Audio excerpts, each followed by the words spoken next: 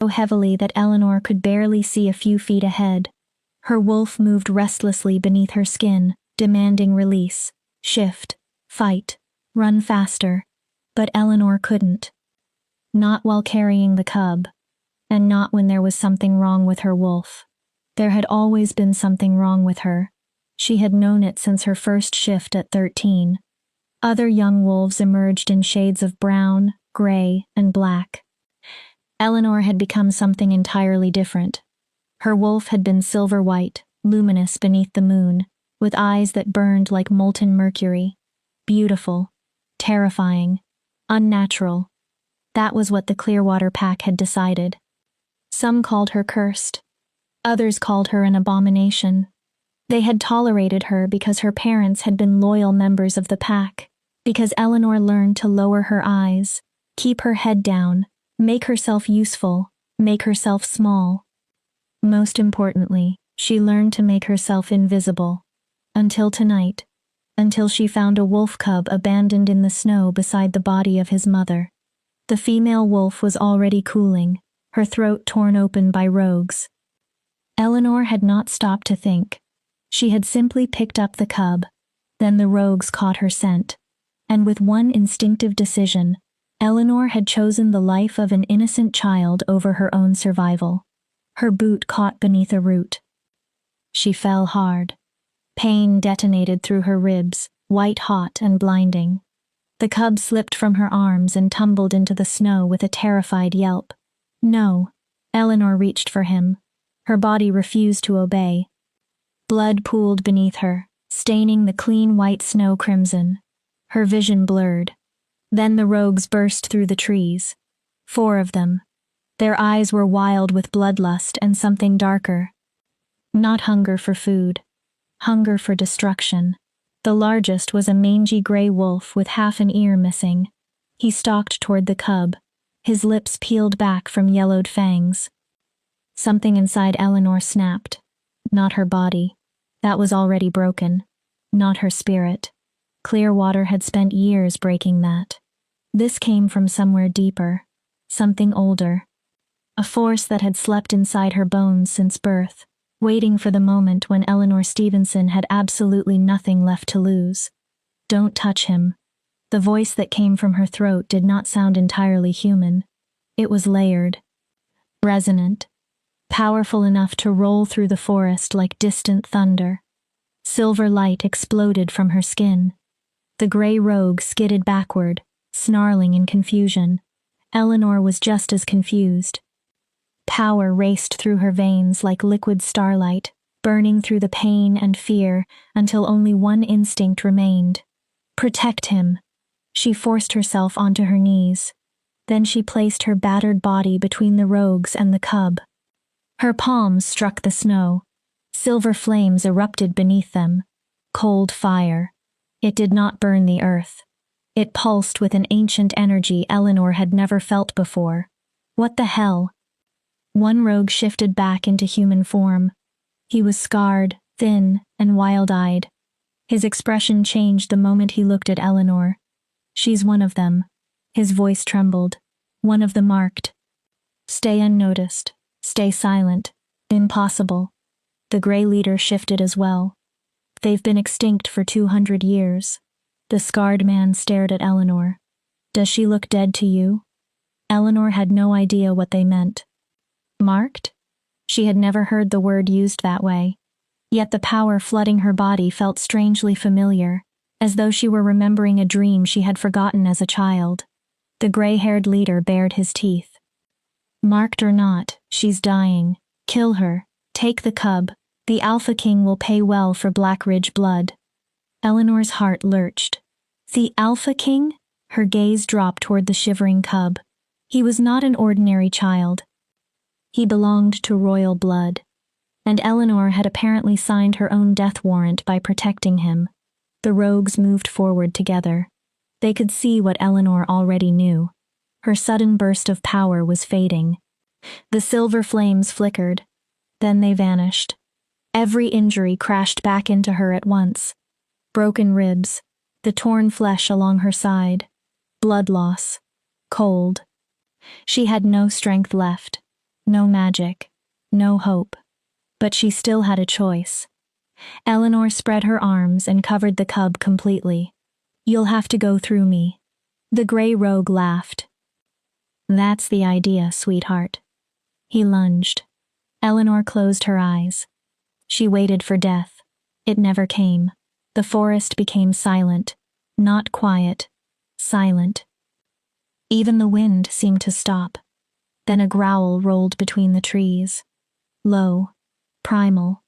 Saturated with such overwhelming authority that Eleanor's wolf immediately lowered herself in submission. But Eleanor realized something strange. Her wolf was not afraid.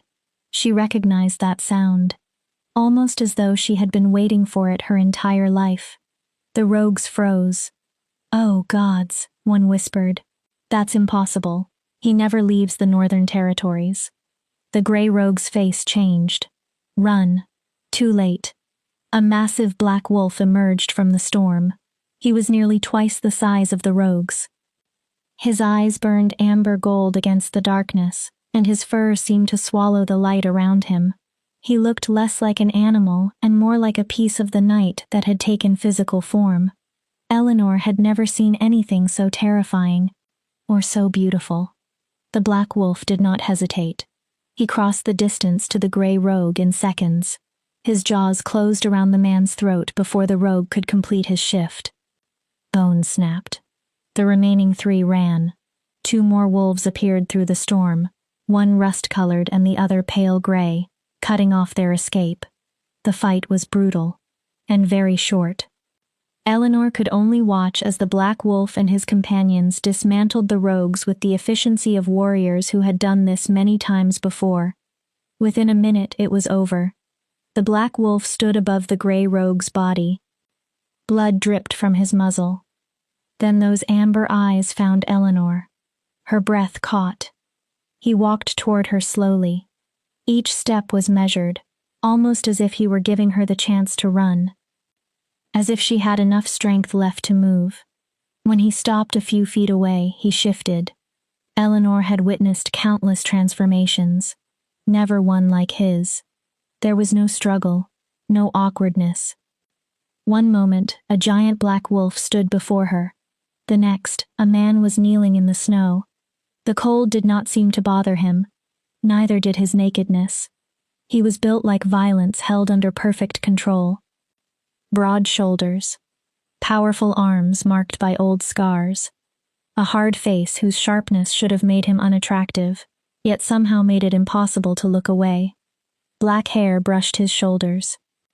And his eyes, those impossible amber eyes, fixed Eleanor in place.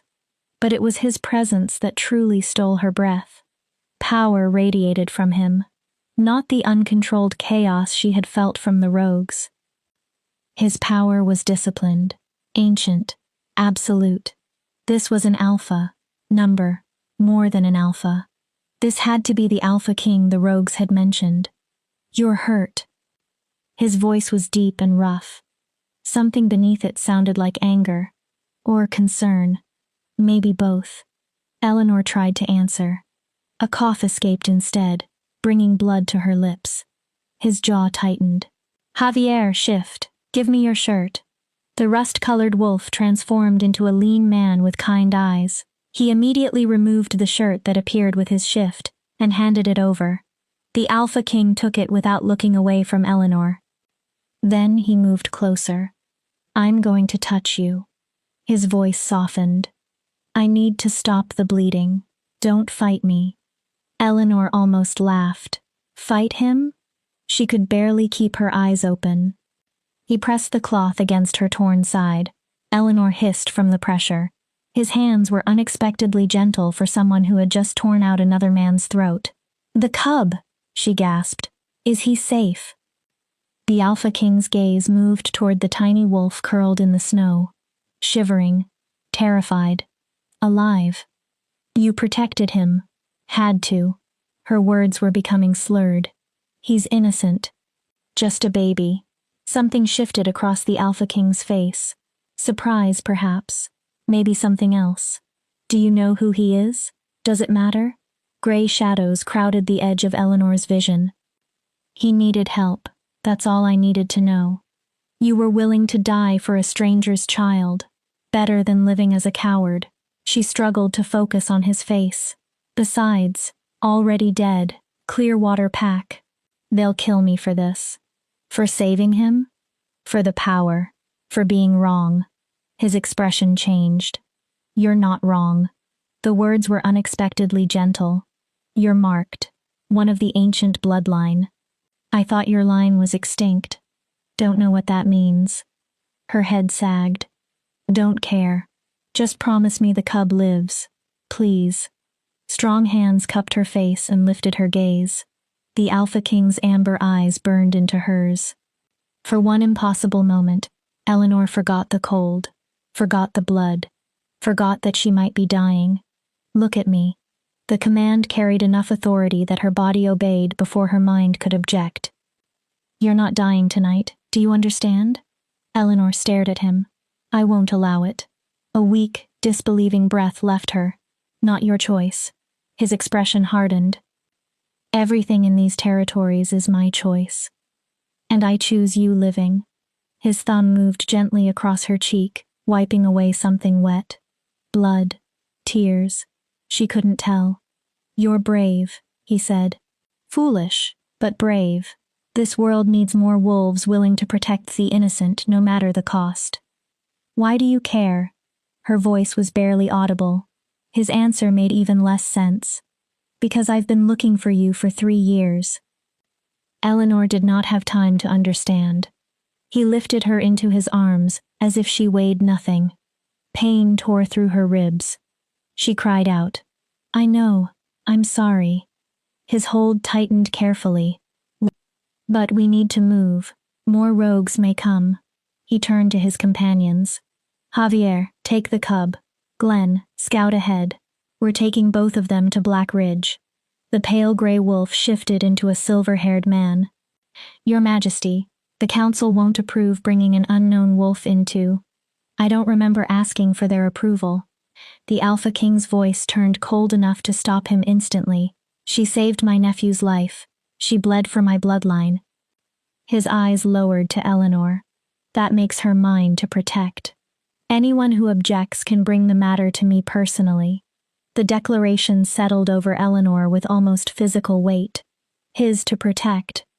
She should have been frightened by those words. She should have demanded to know what they meant. Why he wanted her. Why he claimed he had searched for her for 3 years. But consciousness was slipping away. And the only thought Eleanor could hold on to was that his arms felt safe. For the first time in her life, someone had looked at her and called her brave instead of cursed. Maybe she was not going to die alone in the snow. Stay with me, the Alpha King murmured against her hair as he carried her through the storm. Just a little longer. I've got you. Before darkness claimed her completely, Eleanor did something she had not done in years. She believed him. The world returned in fragments. First came warmth. Real warmth. Not the numb illusion of warmth that came before freezing to death. It seeped slowly through Eleanor's body, reaching places the cold had occupied for so long that she had almost forgotten comfort existed. Then came softness. She was lying on something that was not frozen ground. A bed. Blankets surrounded her, carrying the scents of pine, wood smoke, and something wild and masculine that made her wolf stir beneath her skin. Then came pain. Gods. Her ribs burned. The wound in her side felt as though someone had cut her open all over again. Every muscle protested when she tried to move. Don't. A hand rested gently on her shoulder. Not pinning her. Steadying her. You'll tear the stitches. Eleanor's eyes opened. She was inside a large bedroom with exposed wooden beams, hand-carved furniture, thick furs, and a stone fireplace glowing warmly in one wall. Through a broad window she could see snow still falling. She was warm, safe, protected, and sitting beside her bed, watching her with those unmistakable amber eyes, was the Alpha King. He wore a black shirt, dark trousers, and boots. Somehow, clothed, he seemed even more dangerous. His presence filled the room, The cub. Her throat was dry. Sleeping. He leaned forward, resting his elbows on his knees. Javier's mate is looking after him. He's unharmed, thanks to you. A few bruises. Mild hypothermia. He'll recover completely. Relief swept through Eleanor so sharply that tears burned her eyes. Good. She swallowed. That's good. You nearly died saving him. He's a child. He's not your child. Doesn't matter. Even lying injured in his bed, inside his territory, and completely at his mercy, Eleanor met his gaze. Would you have left him there? A flicker of respect moved across his face. No. Then you understand. Silence stretched between them. The Alpha King studied her with unsettling concentration. His gaze moved over her face, as though she were a puzzle he intended to solve. Eleanor did not know whether she wanted to move away from him or closer. Either instinct seemed dangerous. What's your name? He finally asked. Eleanor Stevenson. Eleanor. He said it slowly. I'm Russ Mercer, Alpha King of the Northern Territories, leader of Black Ridge Pack. Russ. The name suited him. Strong. Simple. Solid. Where am I? My home. The main house in Black Ridge Territory. He gestured toward the window. About 40 miles from where I found you. 40 miles from Clearwater. 40 miles from everything Eleanor had ever known. And everyone who had rejected her. They'll come for me. Russ's expression sharpened. Your pack? Eleanor nodded. They'll want me back. She hesitated. To punish you. Russ finished the thought for her. His voice became dangerously flat. For having the audacity to be powerful. Eleanor flinched. How did you know? I saw what you did. The silver flames, that ancient power. His gaze never left hers. You're marked, Eleanor. You're descended from the Silver Moon bloodline. I don't know what that means. It means your ancestors were among the original wolves. Wolves who walked between worlds and could call directly upon the moon's power. They were the first alphas, the most powerful beings in our history. There was reverence in Russ's voice now. They were hunted to extinction 2 centuries ago by wolves who feared what they could do. Eleanor stared at him. Extinct? That's what everyone believed. His eyes darkened. Until 3 years ago. He explained that during the winter solstice he had felt a pulse of silver moon power. Distant, untrained, but unmistakable. Since then he had searched territory after territory, following every rumor, every trace, trying to find its source. Why? Russ stood abruptly and walked toward the fireplace. The flames sharpened his profile, the hard line of his jaw, the scar cutting through his left eyebrow, the tension in his shoulders. Because of a promise I made. He was silent for another moment. And because the old prophecies spoke of the marked returning during our darkest hour, a time when the packs would divide, rogues would rise, and ancient power would be needed again. That sounds like a fairy tale. Does it? He turned. 3 months ago, 5 packs reported coordinated rogue attacks, not random violence, organized raids, strategic targets. Someone is directing them. Eleanor's unease deepened. Russ continued. 2 weeks ago, they attacked a nursery. 4 pups died before we could stop them. Horror tightened her chest. Who would do that? Someone who wants the packs unstable. Someone with resources, intelligence, and a reason to hate us. His fists closed. My nephew, the cub you saved, was their next target. Eleanor went still. They killed his mother. Pain flashed across Russ's face. My sister. They intended to use her son as leverage against the council. I'm sorry. The words seemed painfully inadequate. About your sister. So am I. For a moment, Eleanor saw grief behind the Alpha King's control. She wanted to ask about his sister. The rogues. The prophecy. His 3-year search. But exhaustion was already pulling her downward. Russ noticed. Sleep. His voice softened. We'll talk when you've healed. Clearwater cannot touch you here. You're under my protection now. He said it with complete certainty. No one enters Black Ridge without my permission. You're safe here, Eleanor. Safe. The word felt almost foreign. She wanted to argue. She could not remain in an Alpha King's home. She could not depend on a stranger. And protection always came with a price. But her body refused to cooperate. Why are you helping me? She whispered. Russ returned to the chair. Because you're extraordinary, Eleanor Stevenson. His large, calloused hand settled over hers. And you don't know it yet. Her eyelids grew heavier. Sleep. I'll still be here when you wake. You don't have to. I know. His thumb moved slowly over the back of her hand. I want to. Something beneath the power in his voice sounded unexpectedly vulnerable. Eleanor closed her eyes. For the first time in her life, she fell asleep feeling protected instead of hunted. She only hoped it was not another beautiful dream waiting to break at dawn. Chapter 2. The King Who Saved Her. Eleanor woke to voices. Low. Tense. Arguing. Your Majesty, bringing an unknown wolf into the heart of our territory is reckless. She's marked, Wallace. That makes her invaluable. If she's actually marked, we only have your word. And forgive me, but you've spent years obsessed with finding a Silver Moon descendant. What if she's simply another unusually powerful wolf and you're seeing what you want to see? Eleanor kept her eyes closed.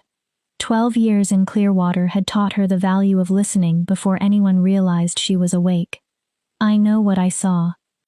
Russ's voice was cold steel. Silver Flame doesn't lie, neither does my wolf's reaction to her. Silence. Then Wallace spoke more carefully. Your wolf's reaction? Russ's answer came lower. Almost a growl. My wolf recognized her, claimed her before I even knew her name. Eleanor's heart stumbled. So yes, she remains under my protection. That is not negotiable. The council will demand answers. They'll want her tested, questioned. The council will do exactly as I tell them, unless one of them wishes to challenge me for my title. The threat was unmistakable. Are we clear? Footsteps moved away. A door closed. Eleanor counted slowly before opening her eyes. Russ stood before the window with his back to her. Morning light touched his black hair. His sleeves were rolled to his elbows, exposing muscular forearms crossed with battle scars. You can stop pretending to sleep. He did not turn. Heat climbed Eleanor's face. How did you know? Your heartbeat changed. And my breathing? Russ glanced over his shoulder. A faint smile touched his mouth. I'm an Alpha King, Eleanor. I notice things. She tried to sit. Pain immediately protested through her healing ribs. Someone had changed her clothing. She wore a soft cotton shirt much too large for her. Probably Russ's. Her wounds had been cleaned and carefully bandaged. How long was I asleep? 16 hours. The healer says you need at least 3 full days of rest. He leaned against the window. But based on what I've learned about you, I expect you'll attempt to leave within 24. I shouldn't be here. Where should you be? His amusement disappeared. Back with the pack that called you cursed? With wolves who would punish you because you're powerful? His amber eyes locked onto hers. Or would you rather be dead in the snow, forgotten after sacrificing everything for a child who wasn't yours? The words were harsh.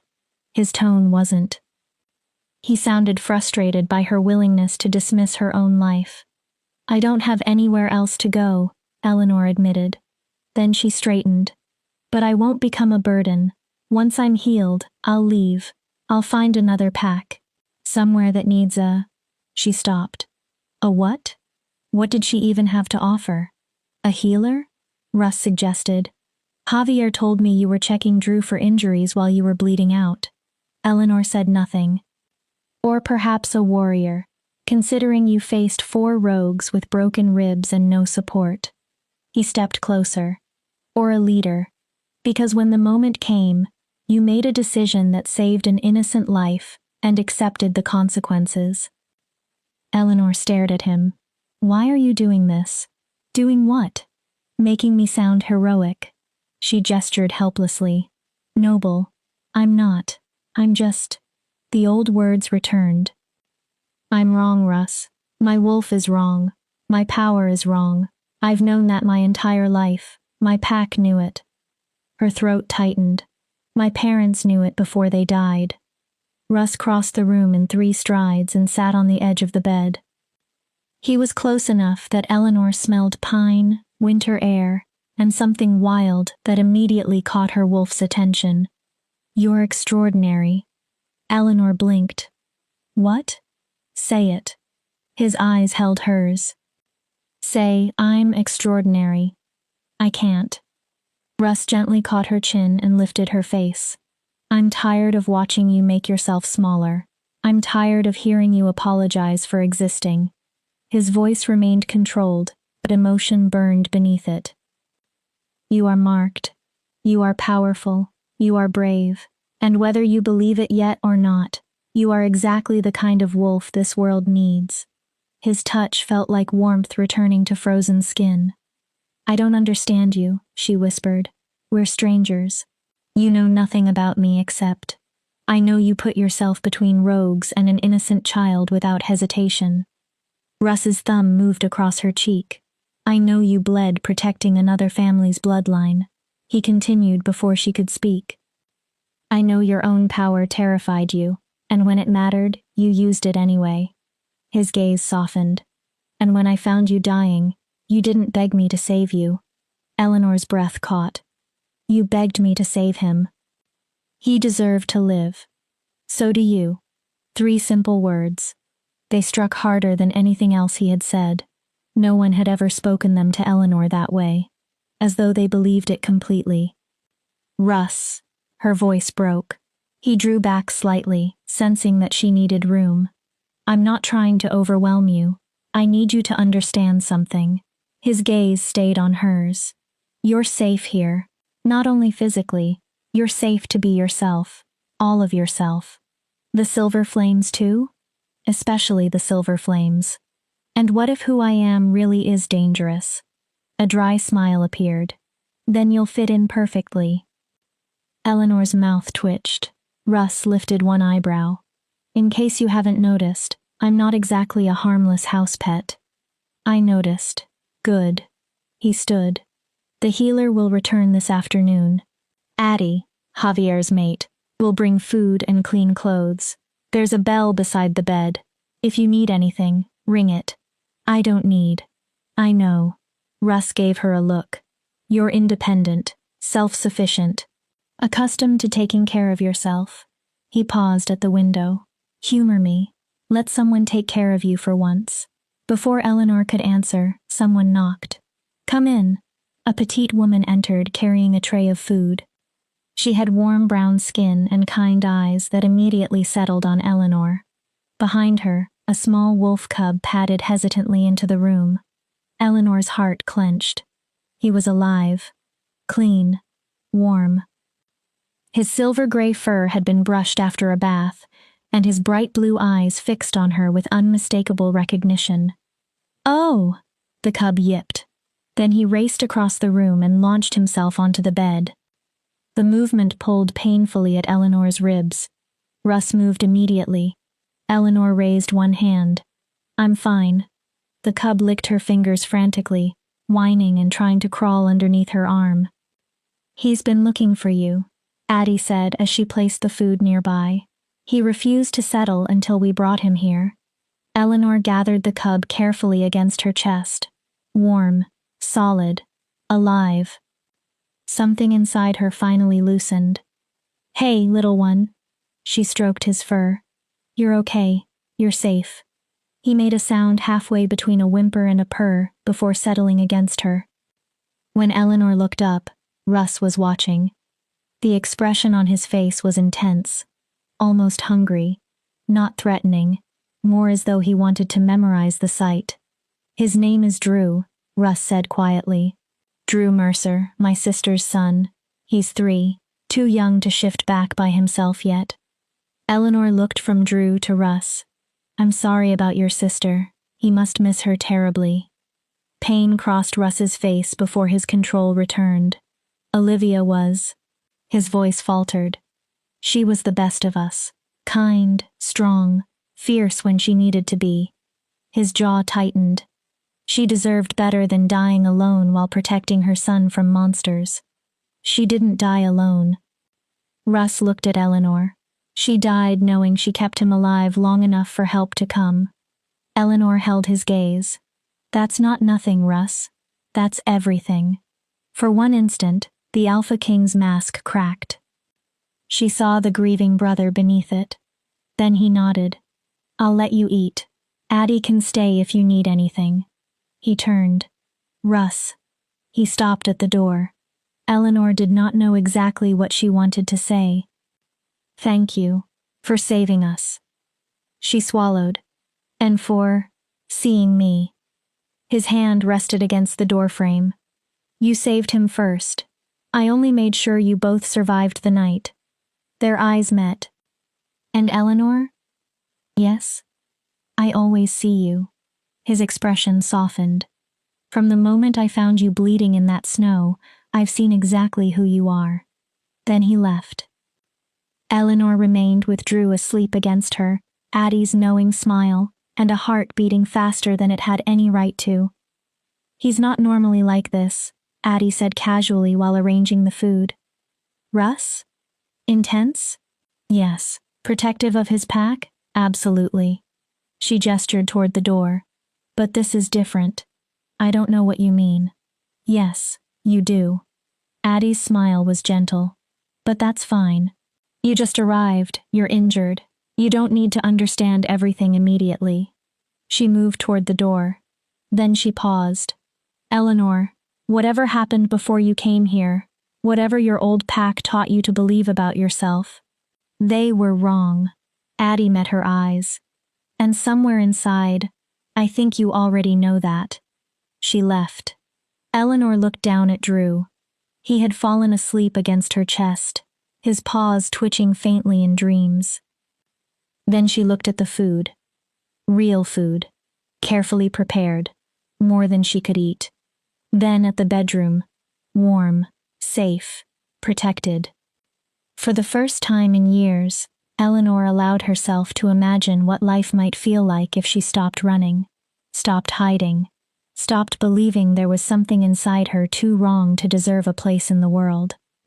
Snow continued beyond the window, but inside, wearing borrowed clothes, wrapped in borrowed warmth, holding a sleeping cub, while an Alpha King claimed he had searched for her for 3 years, Eleanor felt something she had believed was dead. Hope. Dangerous. Fragile. Terrifying hope. Maybe she would regret trusting it. Maybe she would discover that Russ's protection came with conditions. Maybe she would be hurt again. But right now, Eleanor allowed herself to rest. For the moment, that was enough. Chapter 3. Nightmares and Memories. The nightmare came 3 nights later. Eleanor was 13 again. Back in Clearwater territory. Her first shift tore through her body. Bones broke and reformed. Skin rippled into fur. Her senses opened violently to the world around her. Then she heard her mother's frightened voice. Something's wrong. Her father stepped backward.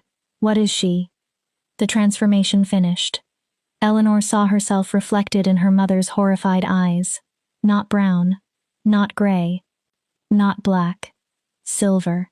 Pure, luminous silver. Her fur looked carved from moonlight. Beautiful. Monstrous. Wrong. Wolves had gathered around them. Eleanor remembered every face. Shock. Fear. Disgust. The whispers began almost immediately. Cursed. Unnatural.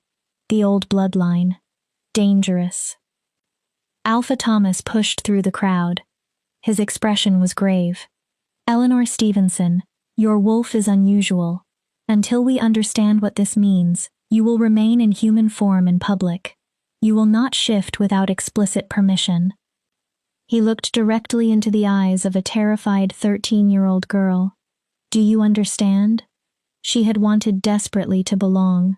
So Eleanor said yes, and for 12 years she kept saying yes.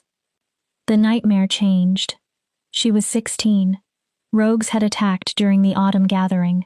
Her father, a warrior, ran to defend the pack. Her mother, a healer, followed. Eleanor had been locked inside her room. Forbidden to fight. Forbidden to help. Alpha Thomas insisted that her presence might make everything worse. She had screamed for him to release her. Begged until her throat bled. He refused. Her parents died outside while Eleanor clawed desperately at the locked door. Inside her mind, her silver wolf howled. Trapped. Powerless. Wrong. Wrong. Wrong. Wrong. Eleanor. Hands touched her shoulders. Eleanor, wake up. A voice broke through the nightmare. Deep. Rough. Real. Her eyes snapped open. She was in the Black Ridge guest room.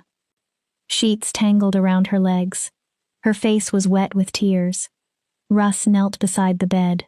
Concern filled his amber eyes. You were screaming. I heard you down the hall. Eleanor tried to answer. A broken sob came instead.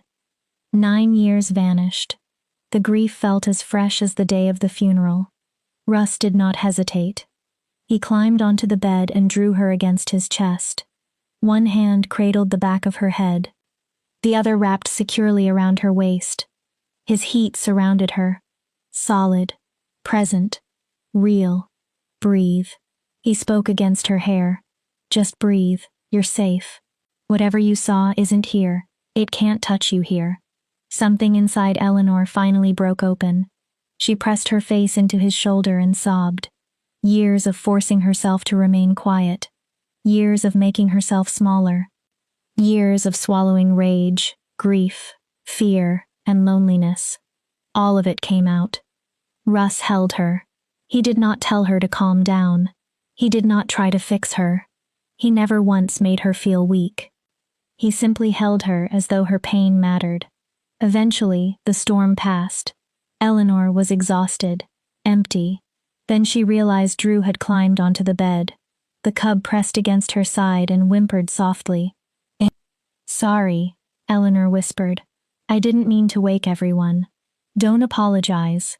Russ rubbed slow circles across her back. Do you want to talk about it? Every instinct told Eleanor to refuse. Pull away. Rebuild the walls. Return to being the woman who needed no one. But she was so tired of carrying everything alone. My parents. Russ's arms tightened slightly. I dreamed about the day they died. How old were you? 16. Her voice sounded distant. Rogues attacked during the autumn gathering. My father was a warrior. My mother was a healer. They both went out to defend the pack. She swallowed. And I was locked in my room because Alpha Thomas believed my power would make the attack worse. Russ went still. Locked? His voice turned frighteningly quiet. He imprisoned you during an attack? He said it was for my protection, that I was too young, too inexperienced, too unpredictable. Eleanor pulled back enough to see his face. He told me if I shifted or used my power, I might hurt members of the pack. He said I couldn't control myself. That I was dangerous. Were you? I don't know. A bitter laugh escaped her. I was never allowed to find out. She stared at her hands. For 12 years, Clearwater treated me like a threat. Watched me, restricted me, controlled me. Her voice shook. Whenever my wolf tried to rise, I pushed her down. Whenever I felt that power inside me, I buried it, because good wolves don't glow silver. Good wolves don't summon flames. She stopped. Russ brushed a tear from her cheek. Good wolves don't what, Eleanor? Her answer broke apart. Exist. Russ's expression hardened with pain. My parents loved me. I think they did. But they were afraid of me too. I saw it every time I shifted. She wiped at her face. They tried to hide it, but I knew. Her voice dropped. After they died, there wasn't anyone left who even pretended I belonged. Russ remained silent for a long moment. Then his voice came rough. My father was afraid of me too. Eleanor looked up. Russ stared beyond her, into an old memory. I was born during a blood moon. Rare, supposedly ominous. He exhaled. My wolf emerged when I was 11, 2 years earlier than normal. Even then, he was enormous. Russ's jaw tightened. My father was Alpha King before me. The first time he saw my wolf, he looked at me as if I were already coming for his throne. A faint, humorless smile touched his mouth. It turns out he had reason to be afraid. I challenged him when I was 17. You killed him? No. Russ met her eyes. He yielded. A shadow crossed his face. But he never forgave me for being stronger than him, for becoming what he had always wanted to be. He lived 3 more years. A heart condition eventually killed him.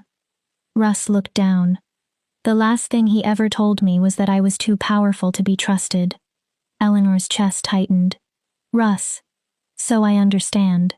He cupped her face. I know what it feels like when the people who should love you look at you like you're a monster. His eyes burned into hers. I know what it is to fear your own strength because everyone around you tells you that strength is wrong. He leaned closer. But here's what I learned. The people most frightened by your power are often the ones who know they could never match it. His thumbs moved gently over her cheeks. Their fear tells you about their weakness. It tells you nothing about your worth. Easy for you to say. Eleanor's voice broke. You're the Alpha King. Your power is respected, wanted, valued. She shook her head. I'm broken, Russ. My wolf doesn't feel right. My power scares me. She could almost hear Thomas again. Every time I imagine truly letting it out, I remember him telling me I'd hurt someone. You are dangerous.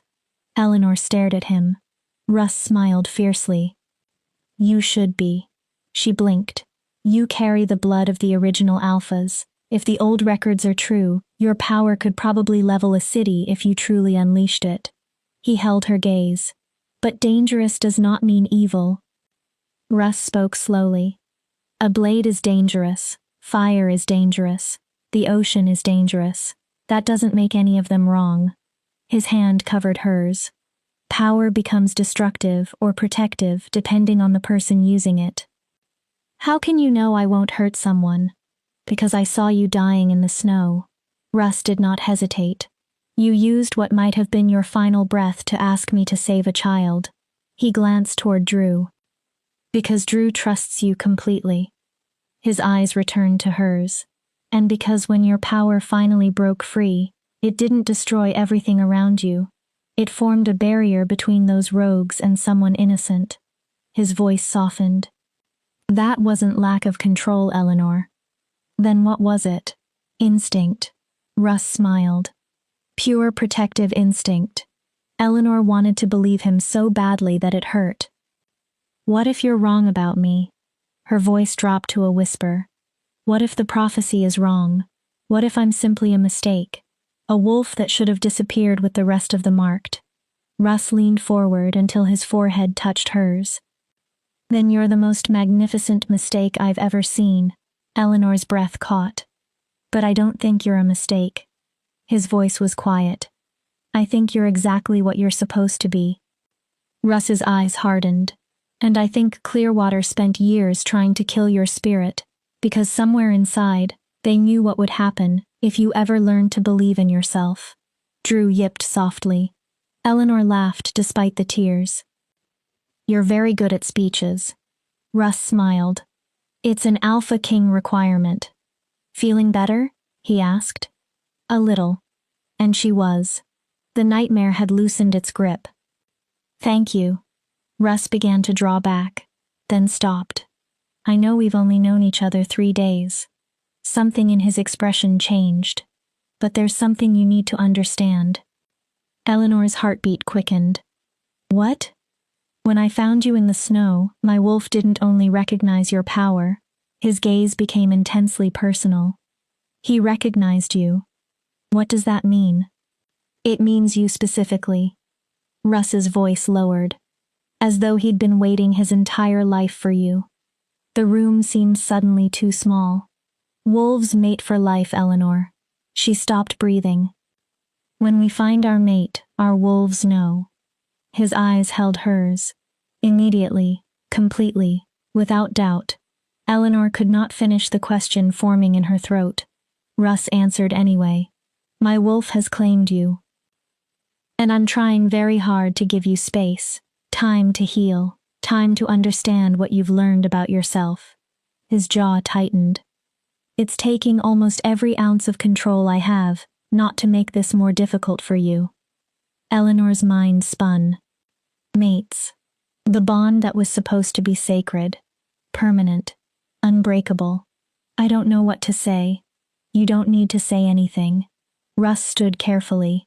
Not now. He ran a hand through his hair. I simply needed you to know, so if you're ever ready, you'll understand why I can't watch you walk into danger and do nothing. Why you'll fight for me. Why you matter to me in ways I'm not explaining very well. Eleanor sat straighter, ignoring the protest from her healing ribs. Russ, I don't know how to be someone's mate. Her voice cracked. I don't even know how to be comfortable inside my own skin. You don't need to become anything. Russ moved toward the door. Be yourself. He looked back. The woman who saved Drew. The woman who faced 4 rogues with broken bones and courage. The woman who can call silver fire from her hands and still doesn't understand how extraordinary she is. His expression softened. That's the woman I want. Scars, fear, doubt, all of it. He left before Eleanor found an answer. Drew remained curled against her side. Her mind raced. Mates. Russ believed they were mates. Her wolf pushed insistently against Eleanor's consciousness. For once, Eleanor did not force her back. She let the silver wolf rise. Let herself feel the connection she had been avoiding. And suddenly she understood. Her wolf recognized Russ too. Knew him. Wanted him with a force that stole Eleanor's breath. It was real. And Eleanor had absolutely no idea what to do with that truth. She looked down at the sleeping cub. Your uncle is going to be the death of me. Drew's tail wagged once in his sleep. A small smile touched Eleanor's mouth. Maybe being someone's mate did not require perfection. Maybe it only required enough courage to let another person truly see you. Eleanor had survived rogues. She had bled for a stranger's child. She had survived 12 years in a pack determined to break her spirit. Surely she could find enough courage for this too. Chapter 4. The Ancient Circle Awakens. Eleanor had been at Black Ridge for a week when Russ asked her to walk with him. Her ribs had healed enough that movement no longer stole her breath. The wound in her side had closed into an angry pink scar. Addie had found proper clothes for her. Soft leggings, a thick sweater, fur-lined boots. Everything fit as though it had been chosen specifically for Eleanor. Where are we going? Drew trotted beside them in wolf form. The cub now refused to stay away from Eleanor for more than a few hours. Somewhere you need to see, Russ said. His breath clouded the winter air. And somewhere that may help you understand what you are. Anxiety tightened Eleanor's stomach. She had spent most of the week avoiding that subject. The prophecy, her bloodline, the mate bond. Whatever destiny Russ believed was waiting for her. He had given Eleanor space, but she constantly felt his awareness of her. He noticed when she moved, checked whether she was healing, made sure she ate. It should have been suffocating. Instead, it felt safe. They walked deeper into Black Ridge territory. Eleanor noticed things she had never seen in Clearwater. The paths were maintained. Trees were cut selectively instead of stripped away. Protection wards had been carved carefully into certain trunks. She recognized some symbols from her mother's healing work. You take care of the land. The land takes care of us, Russ replied. Returning the favor seems reasonable. Clearwater wasn't like this. Russ looked at her. Thomas believed in dominating nature instead of working with it. He clear-cut sections for money, overhunted the game, Let pollution from nearby towns enter our streams. Her voice hardened. My mother fought with him about it constantly. She told him we were killing the land that kept us alive. She sounds intelligent. She was. Eleanor's throat tightened. She taught me everything she knew about herbs, healing, and the old ways. A sad smile touched her face. She always said that even if Clearwater didn't value those things, I should learn them anyway. Knowledge was power they couldn't take from me. Russ remained silent for a moment. She sounds like she loved you very much. She did. Eleanor kicked lightly at the snow. But she was still afraid. She stared ahead. Love and fear can live in the same heart. I learned that young. They reached the crest of a hill. Eleanor stopped. A hidden valley stretched below them, enclosed by ancient pines. At its center stood a circle of enormous stones. Each one was taller than a man. Age had worn their surfaces, but the symbols carved into them remained. Even under daylight, Eleanor thought she could see faint light pulsing inside those markings. A stone altar stood at the center beneath a layer of snow. What is this? The Moonstone Circle. Russ started down the hill. It was built by the first wolves, more than 1,000 years ago. His voice carried reverence. One of only 3 sacred sites still standing in the territories. My ancestors have protected it for generations. Eleanor followed. Her wolf became increasingly restless. The closer they moved, the stronger the strange energy became. Electric. Dangerous. Alive. Drew whimpered and pressed himself against Eleanor's leg. It's okay. She was not sure she believed her own words. They crossed into the circle. Everything changed. Power thickened the air. The symbols carved into the stones began to glow. Not reflected sunlight. Their own light. Silver. Exactly the color of Eleanor's wolf. Russ. Her voice trembled. What's happening? He stood beside the altar. Awe filled his face. And something that looked almost like vindication. The circle recognizes you. What? It hasn't responded to anyone in more than 200 years. Eleanor took another step. The light intensified. Then her skin began to answer. Silver flames appeared along her arms. No heat, no pain, only pure, radiant energy. I don't understand. Look at the altar. Eleanor approached slowly with Drew beside her. The stone was covered in ancient carvings. Wolves running beneath a full moon. Figures lifting their hands and calling down light. Battles, births, deaths, an entire history carved together. Then Eleanor saw the center. A woman stood with both arms extended. Silver fire poured from her hands. Around her was chaos, darkness, destruction, falling wolves. Where her light touched, the darkness retreated. Where the flames reached, life returned. Above the woman was ancient writing. Eleanor struggled to read it. She who bridges the light and the dark shall restore balance when all seems lost. The silver moon prophecy, Russ said. He came beside her. It was written by the first Alpha King 1,000 years ago. Eleanor stared at the carving. He foresaw a time when the packs would begin falling into darkness. Rogues would rise. Wolves would forget the old ways. Russ looked at Eleanor. And one of the marked would return. Her hands started trembling. That's not me. It might be. No. She backed away. I'm not some savior. I found a child being attacked and couldn't walk away. That's not destiny. That's basic decency. Russ's amber eyes held hers. Maybe. He looked toward Drew. Or perhaps the universe put you exactly where you needed to be. Eleanor shook her head. You saved Drew, Eleanor. His expression became serious. Drew is the final heir of the Black Ridge bloodline. If he had died, my family line would have ended. The implications began to form.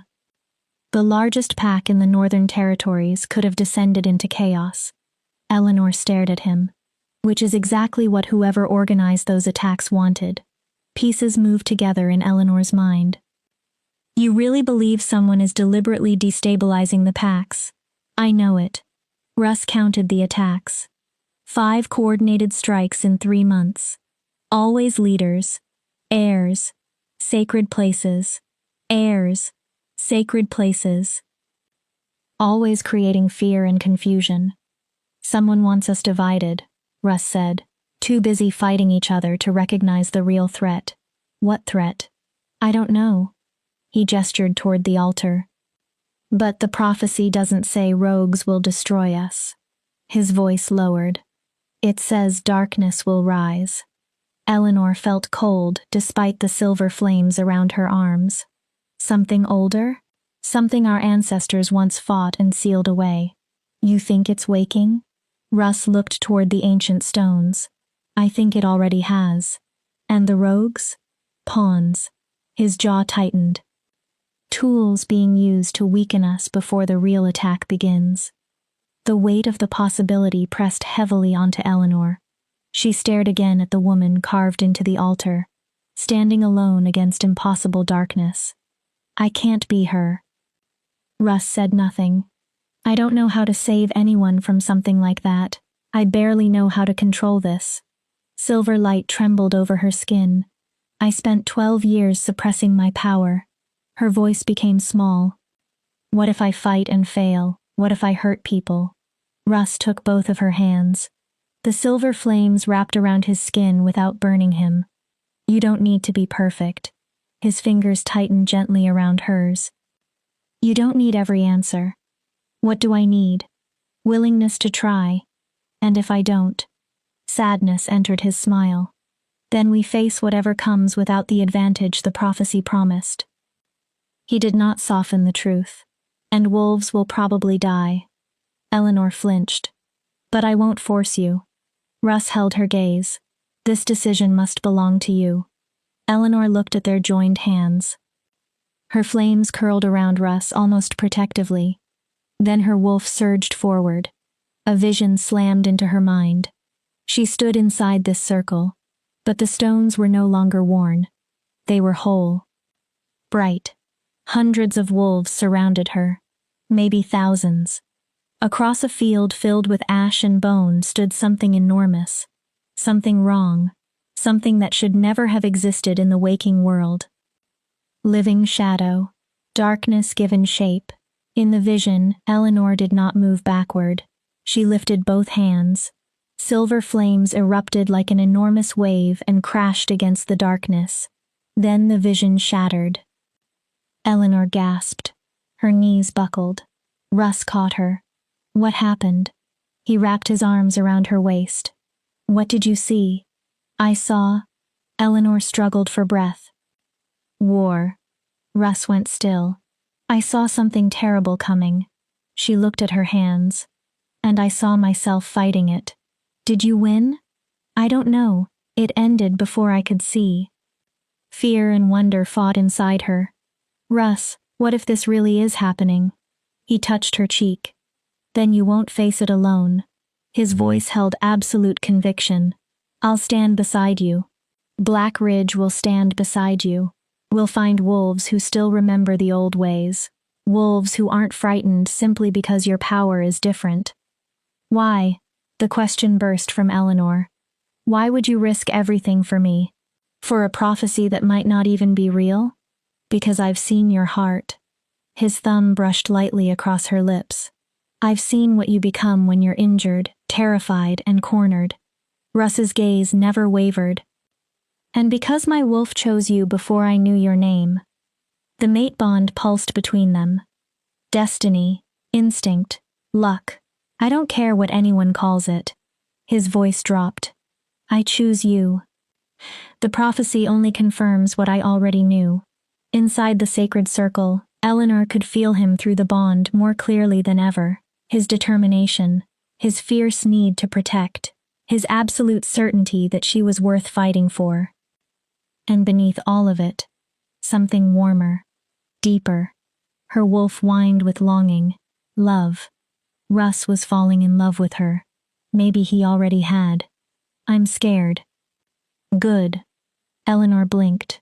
Russ leaned his forehead against hers. Fear means you understand what this could cost. His voice softened.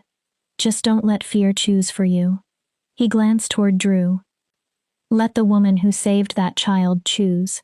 Then back to Eleanor, the one who stood against rogues, the one who survived 12 years of being told she was wrong. Drew yipped and danced between them. Eleanor looked at the cub. Then the altar. Then Russ. She remembered her mother teaching her healing while Clearwater mocked the old ways. Her father telling stories of the original alphas. All those years Eleanor had made herself smaller.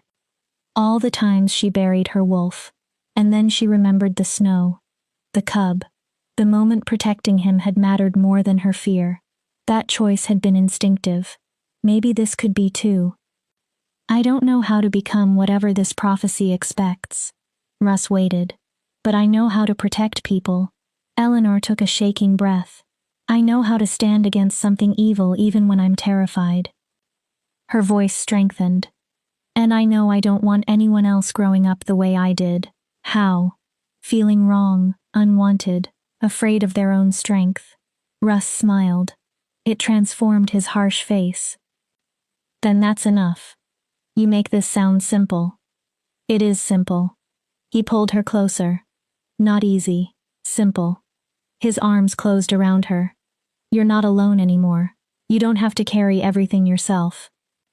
The silver fire brightened. This time Eleanor did not suppress it. She allowed it to burn, to dance, to fill the ancient circle with the light it had not seen in 200 years. The stones began to sing. A clear resonance like distant crystal bells. Drew threw back his head and howled. Russ held Eleanor through it all, unmoved, unfrightened. When the flames eventually faded, Eleanor felt different. Not necessarily stronger, more complete, as though pieces of herself she had locked away were finally returning. What happens now? Now we prepare. Russ became serious again. I'll call a council meeting. You'll be introduced formally to Black Ridge. We'll train your abilities, study the old histories. His expression darkened. And we'll prepare for whatever is coming. Eleanor nodded. Okay. She inhaled slowly. I'll try. That's all I'm asking. Russ kissed her forehead. Thank you for choosing courage, Eleanor. Snow began to fall again as they stood together in the circle. Drew curled on the altar. Eleanor allowed herself to lean into Russ. Then a raven cried somewhere beyond the trees. Harsh. Discordant. Her wolf immediately bristled. Russ tensed. What is it? I don't know. Something. She never finished. Wolves emerged from the forest. A dozen. Perhaps more. Not rogues. Clearwater wolves. At their head walked a gray wolf streaked with white. Cold, calculating eyes fixed directly on Eleanor. Alpha Thomas. He shifted as he reached the circle. His wolves spread behind him. Eleanor Stevenson. His voice carried across the sacred ground. I believe you have something that belongs to me. Chapter 5. When the past comes calling. Eleanor's blood turned cold. Alpha Thomas looked exactly as she remembered him. Tall, broad-shouldered, silver hair, gray eyes that had never contained warmth when they looked at her. Authority fit him like a second skin. Behind him, Clearwater wolves formed orderly ranks. Obedient, controlled, and, Eleanor now realized, terrified of disappointing him. She recognized several. Brad, 2 years above her during training. Sandy, who had once been kind before kindness toward Eleanor became too dangerous. Another young wolf named Glenn. Not Russ's Glenn. This one was younger and meaner. Every pair of eyes watched Eleanor as though she were prey. Russ immediately moved in front of her. Alpha Thomas. His tone was calm. You are far from Clearwater, and you're standing on my territory without invitation or permission. My apologies, Alpha King. Nothing in Thomas's voice sounded apologetic. But this is an internal pack matter. His eyes found Eleanor. Eleanor remains one of my wolves, She left without proper release from her obligations. He smiled faintly. I'm here to collect what belongs to Clearwater and take her home. I'm not yours. The words left Eleanor before fear could stop them. Thomas's eyes narrowed. I was never yours. You made that clear for 12 years. You were under my protection. I was under your control. Eleanor stepped out from behind Russ despite the warning growl in his chest. Her hands shook. She kept them at her sides. There's a difference. Thomas's expression hardened. You locked me away. You forbade me to shift. She forced herself to continue. You let my parents die while I begged you to let me help them. Pain tore through her. You don't get to call that protection. I kept you safe. No. Silver light sparked at Eleanor's fingertips.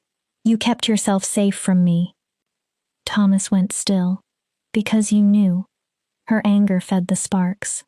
If I ever learned to use my power, I might become stronger than you. Thomas's face reddened.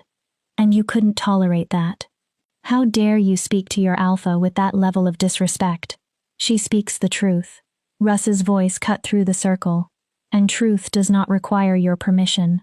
He stepped beside Eleanor. She is under my protection. She has chosen to leave Clearwater. Unless you've filed a legitimate grievance with the Northern Council, this discussion is finished. I have every right to reclaim a pack member who fled. Fled? Eleanor laughed bitterly. I was bleeding to death in the snow after saving a child from rogues you failed to stop. She stared at him. That isn't fleeing. That's surviving. Sandy shifted uncomfortably behind Thomas. Good. Let them remember. While Eleanor had been dying for an innocent child, they had remained behind Thomas's walls. Thomas's jaw clenched. You remain bound under Clearwater law. Not anymore. Russ stepped forward. The air itself seemed colder. Your authority ended the moment she entered my territory. His voice became harder. And even if it hadn't, Eleanor is one of the marked Silver Moon blood. Thomas's eyes shifted. That places her under ancient law, not ordinary pack law. She answers to the Council of Alphas. Russ's gaze sharpened. Not to you. Eleanor saw calculation flash in Thomas's eyes, and suddenly she understood. He had known. Maybe not everything, but enough. That was why he had spent 12 years suppressing her, keeping her afraid. The marked are extinct, Thomas said. There was no conviction behind the words. Clearly not. Russ gestured toward the faintly glowing stones. The moonstone circle recognizes her. The prophecy recognizes her. Then he looked directly at Thomas. And I recognize her. Your opinion is irrelevant. Thomas's expression hardened. You would risk conflict between packs over one wolf? He turned toward Eleanor. She's damaged goods, Mercer. Unstable. Dangerous. I spent years attempting to teach her control. A cruel smile. She never learned. Russ became unnaturally still. What makes you believe you'll succeed where I failed? Because I'm not trying to break her. His words carried across the valley like thunder. I'm helping her remember she was never broken. Emotion tightened Eleanor's throat. No one had ever defended her like this. No one had ever stood between Eleanor and an authority figure and simply said no. You cannot hurt her anymore. Thomas's face darkened. I came peacefully. I was willing to take her back, despite her disobedience. Russ's expression made his answer obvious. But if you insist on keeping her, you're declaring Eleanor a member of Black Ridge. Thomas smiled coldly.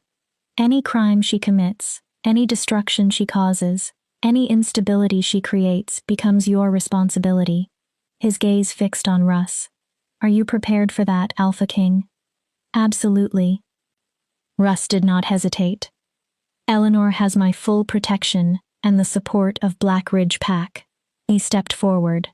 If someone objects, they may bring the issue before the Northern Council. His power pressed through the circle. Until then, she stays. And you leave. Clearwater wolves shifted nervously. They had expected to retrieve an isolated pack member, not confront the Alpha King inside his own territory. But Thomas was not finished. Perhaps Eleanor should answer for herself. He looked past Russ. She's lived in Clearwater her entire life. She knows our traditions, our ways. His voice softened deliberately. Her memories of her parents are there. Eleanor's chest tightened. Is she truly prepared to abandon 25 years of history for a stranger she's known for 7 days? The words struck exactly where Thomas intended. Doubt slipped into Eleanor's mind. Cold. Quiet. 7 days. She had known Russ for 1 week. Clearwater had been her world for 25 years. What if this was infatuation? What if the mate bond was distorting her judgment? What if she was making the worst mistake of her life? Eleanor. Russ's voice was soft enough that it seemed meant only for her. She looked at him. You don't have to decide anything because of me. His expression held no demand. If you choose Clearwater, I'll let you go. Thomas looked surprised. But if you want to stay here, learn about your power, understand your heritage, and be seen for who you actually are. Russ extended his hand. Stay. His voice lowered. And I will stand between you and anyone who ever tries to make you ashamed of yourself again. Eleanor looked at Thomas, the alpha who controlled her for 12 years. The man who left her locked away while her parents died. The man whose fear had become the voice inside Eleanor's head. Then she looked at Russ, the man who carried her broken body through a storm, who sat beside her bed, who held her through nightmares, who looked at her silver flames and saw beauty instead of corruption. The choice should have been impossible. It wasn't. I'm staying. Her voice was stronger than she expected. Thomas's face tightened. I'm staying with Black Ridge. She looked at Russ. I'm staying with Russ. Then back at Thomas. And I'm finished letting you make me ashamed of what I am. You're making a mistake. Maybe. Eleanor stepped forward. But it's mine to make. Her spine straightened. You don't own me. You never did. Thomas's mouth twisted. You ungrateful. Careful. A growl entered Russ's voice. You're still standing on my land. He moved half a step closer. And an insult against someone under my protection is an insult against me. Violence thickened the air. Several Clearwater wolves prepared to shift. Drew whimpered from the altar. The small, frightened sound cut through Eleanor. Suddenly every doubt disappeared. You want to know why I left? Silver flames erupted around her hands. Several Clearwater wolves stumbled backward. Because I'd rather die free than live as your prisoner. The fire climbed her arms. I would rather risk everything beside wolves who see value in me than spend another day with wolves who see only flaws. Her voice grew stronger. When rogues were murdering children, I fought. She stared at Thomas. What did you do? Silence. Nothing. Silver power filled the circle. You've done nothing except keep wolves like me frightened, small, and controllable. The moonstone circle responded. Ancient carvings blazed. This is what I am. Eleanor's voice took on that strange layered resonance. I am marked. I carry silver moon blood. The flames brightened. And I'm done apologizing for being powerful. Thomas stared. So you have 2 choices. Eleanor took another step. Accept that and leave peacefully. Her eyes flashed silver. Or challenge me here. The entire circle became silent. And discover what 12 years of suppressed power looks like when it finally breaks free. Thomas stared at her as though he were seeing Eleanor for the first time. Behind him, his wolves froze. Their loyalty to Thomas warred with their instincts before Eleanor's unmistakable power. You've changed, Thomas finally said. No. Eleanor smiled sharply. I stopped pretending to be what you wanted. For several seconds she believed he might challenge her. She could see wounded pride, fury, the humiliation of losing control over someone he had once dominated. But Thomas was also a survivor. and survivors recognized when they were outmatched. This isn't over. He shifted. His pack followed. The council will hear what happened here. They'll hear that the Alpha King is harboring a dangerous wolf, making claims about an extinct bloodline, interfering with pack hierarchy. Russ smiled without warmth. Good. Thomas's wolf paused. I look forward to explaining how you suppressed and abused one of the marked for more than a decade. Russ's smile showed teeth. I'm sure the council will find that extremely interesting, Thomas snarled. But he retreated. The Clearwater wolves disappeared between the trees. Only Sandy stopped. At the edge of the forest, she shifted back. Eleanor! Tears filled her eyes. I'm sorry. Eleanor froze. For not being brave enough. For never speaking up. Sandy swallowed. I'm glad you escaped. Then she disappeared after the others. The instant Clearwater vanished, Eleanor's legs failed. Russ caught her before she hit the snow. I've got you. He pulled her against his chest. You're okay. I can't believe I just did that. Her entire body shook. I threatened an alpha. I could have started a war. You stood your ground. Russ lifted her face. You claimed your power. His eyes filled with pride. You chose yourself. I was terrified. Courage isn't the absence of fear. Russ wiped a tear from her cheek. It's choosing to act anyway. He glanced toward the forest. You just told the wolf who abused you that he has no authority over you anymore. His voice softened. That's not nothing, Eleanor. Drew hurried down from the altar and pressed himself against her side. Eleanor wrapped an arm around the cub. What happens now? Thomas goes to the council.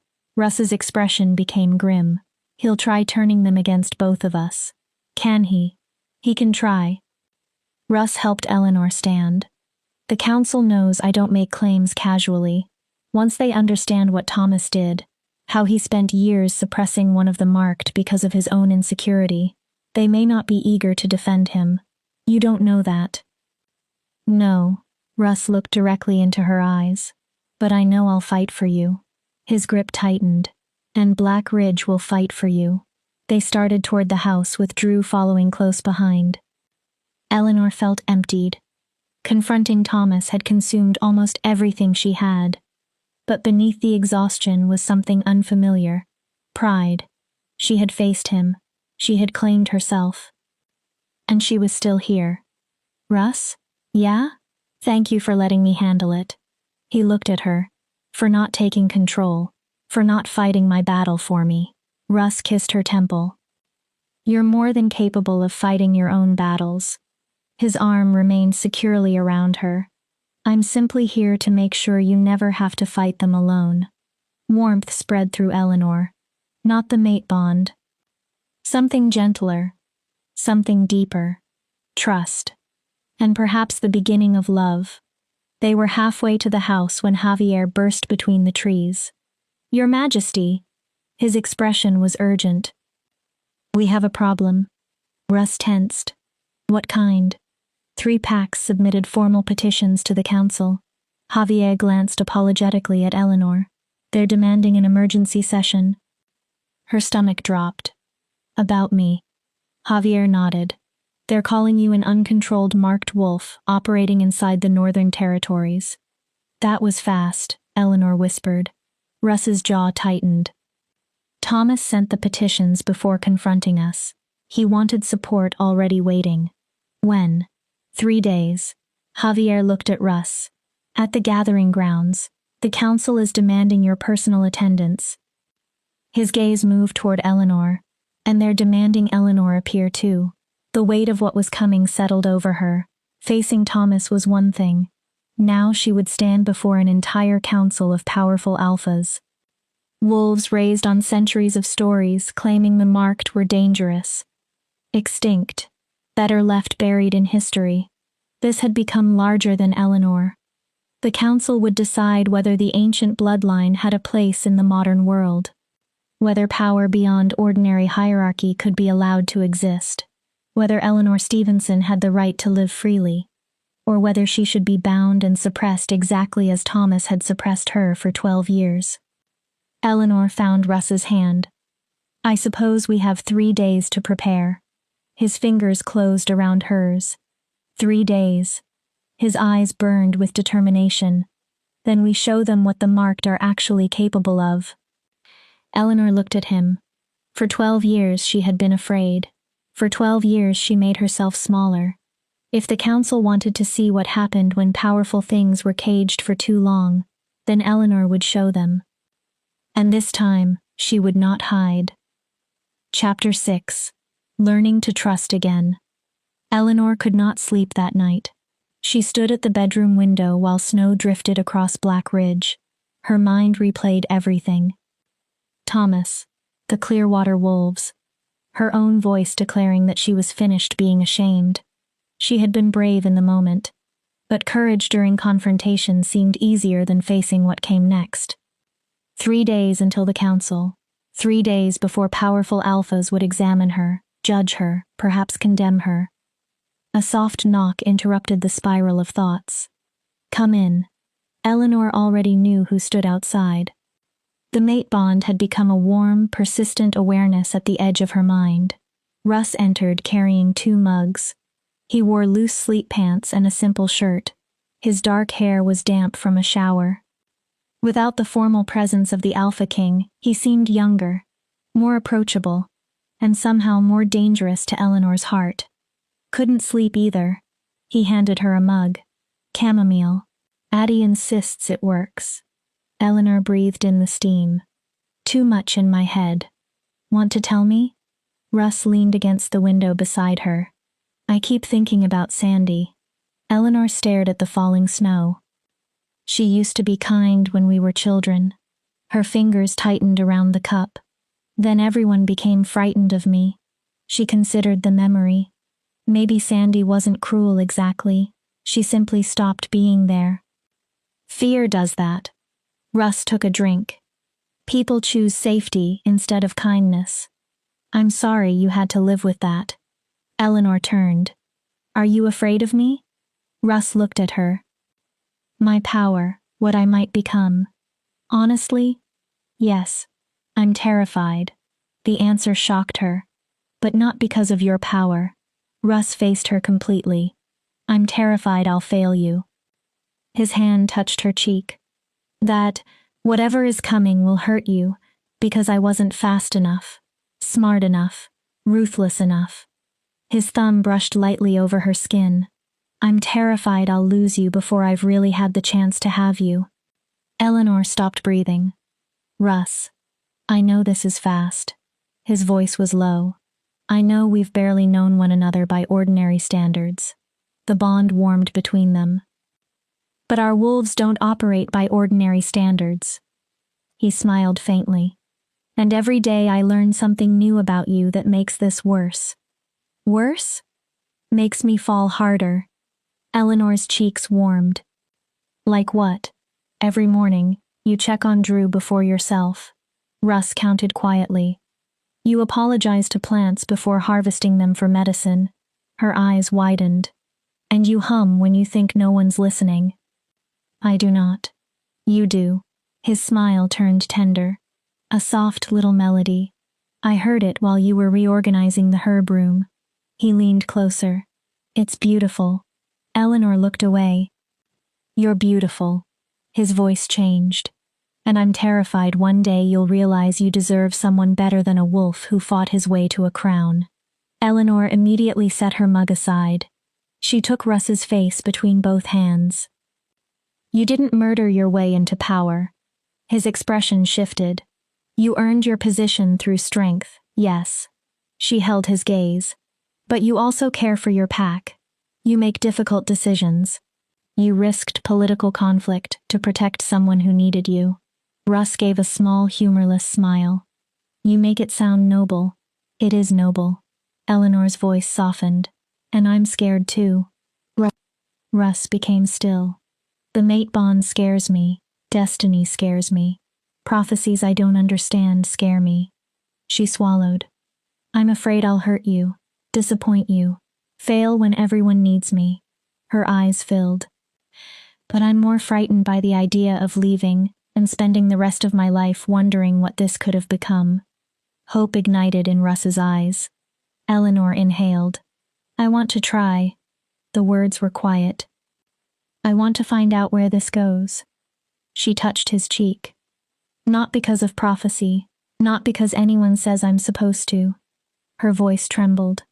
But because when I'm with you, I don't feel wrong. Russ stared at her. I feel like maybe... She smiled through sudden tears. Maybe I could actually be right. Russ lowered his head slowly. He gave Eleanor every chance to move away. Can I kiss you? Her heart hammered. Yes. His lips touched hers. Soft. Careful. As though Eleanor were something precious. She closed her eyes and leaned closer, one hand sliding into his hair. The kiss deepened gradually. Chamomile. Warmth. Promise. Russ's hands settled around her waist. The mate bond flared. Not overwhelming. Not frightening. Right. Like pieces that had been separated finally fitting together. When they parted, both were breathing harder. I've wanted to do that since you threatened Thomas with silver flames. Eleanor laughed. That was the moment? Russ pressed his forehead against hers. Watching you claim your power while looking absolutely magnificent. His smile deepened. Yes, that was definitely the moment. They remained together in the quiet room. Then Drew howled from somewhere down the hall. The sound was small. Frightened. Eleanor pulled away. Nightmare. I think so. I should go. I know. Russ kissed her forehead. He needs you. Eleanor hesitated. Will you come?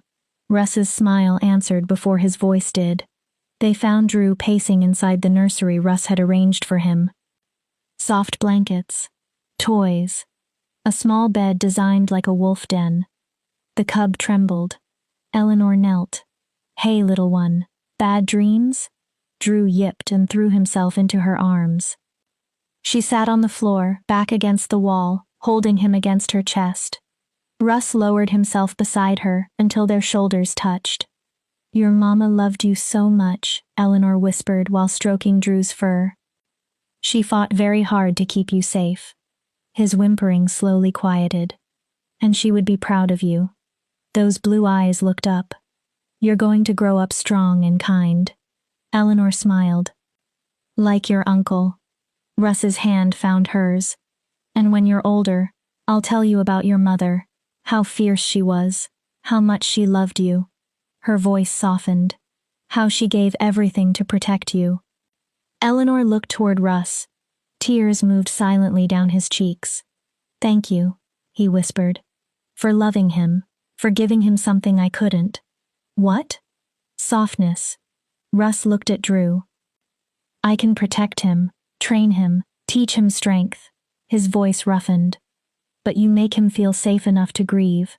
Eleanor squeezed his hand. Then we'll do it together. Russ looked at her. You give him strength, I'll give him softness. She smiled. Between us, maybe he can grow up whole. We're a good team. Yeah. Eleanor looked down at the sleeping cub. We are. She did not want to move. For one quiet moment, they looked almost like a family. Tell me about Olivia. Russ went silent. Eleanor waited. She was 5 years younger than me. A sad smile appeared. From the day she was born, she carried this light. Joy came naturally to her. He looked toward Drew. Our father mostly ignored her, because she wasn't male and couldn't inherit his title. Russ's expression darkened. Our mother died when Olivia was 3, so I raised her as much as I could, made sure she ate, taught her to fight, protected her from our father's moods. She was lucky to have you. I was lucky to have her. Russ's eyes became distant. She reminded me that power did not require cruelty, that strength could also be gentle. He swallowed. When she told me she was pregnant, I was terrified. A faint smile. She wasn't. She was happier than I'd ever seen her. His voice cracked. And after Drew was born, she looked complete. Eleanor rested her head on his shoulder. The rogues knew when to attack. Russ's body tightened. I was 3 territories away at a council meeting. Most of my strongest warriors were with me. His gaze remained fixed on Drew. Olivia had 2 guards. He exhaled slowly. She held the rogues off for 20 minutes. 20 minutes. Long enough for Drew to hide. His voice faltered. By the time my wolves arrived, He couldn't finish. Eleanor understood. I'm sorry. I should have been there. You can't be everywhere. I should have protected her. Russ. Eleanor turned toward him. She knew the risks. Her voice was firm. And she fought anyway, because that's what love does. She nodded toward Drew.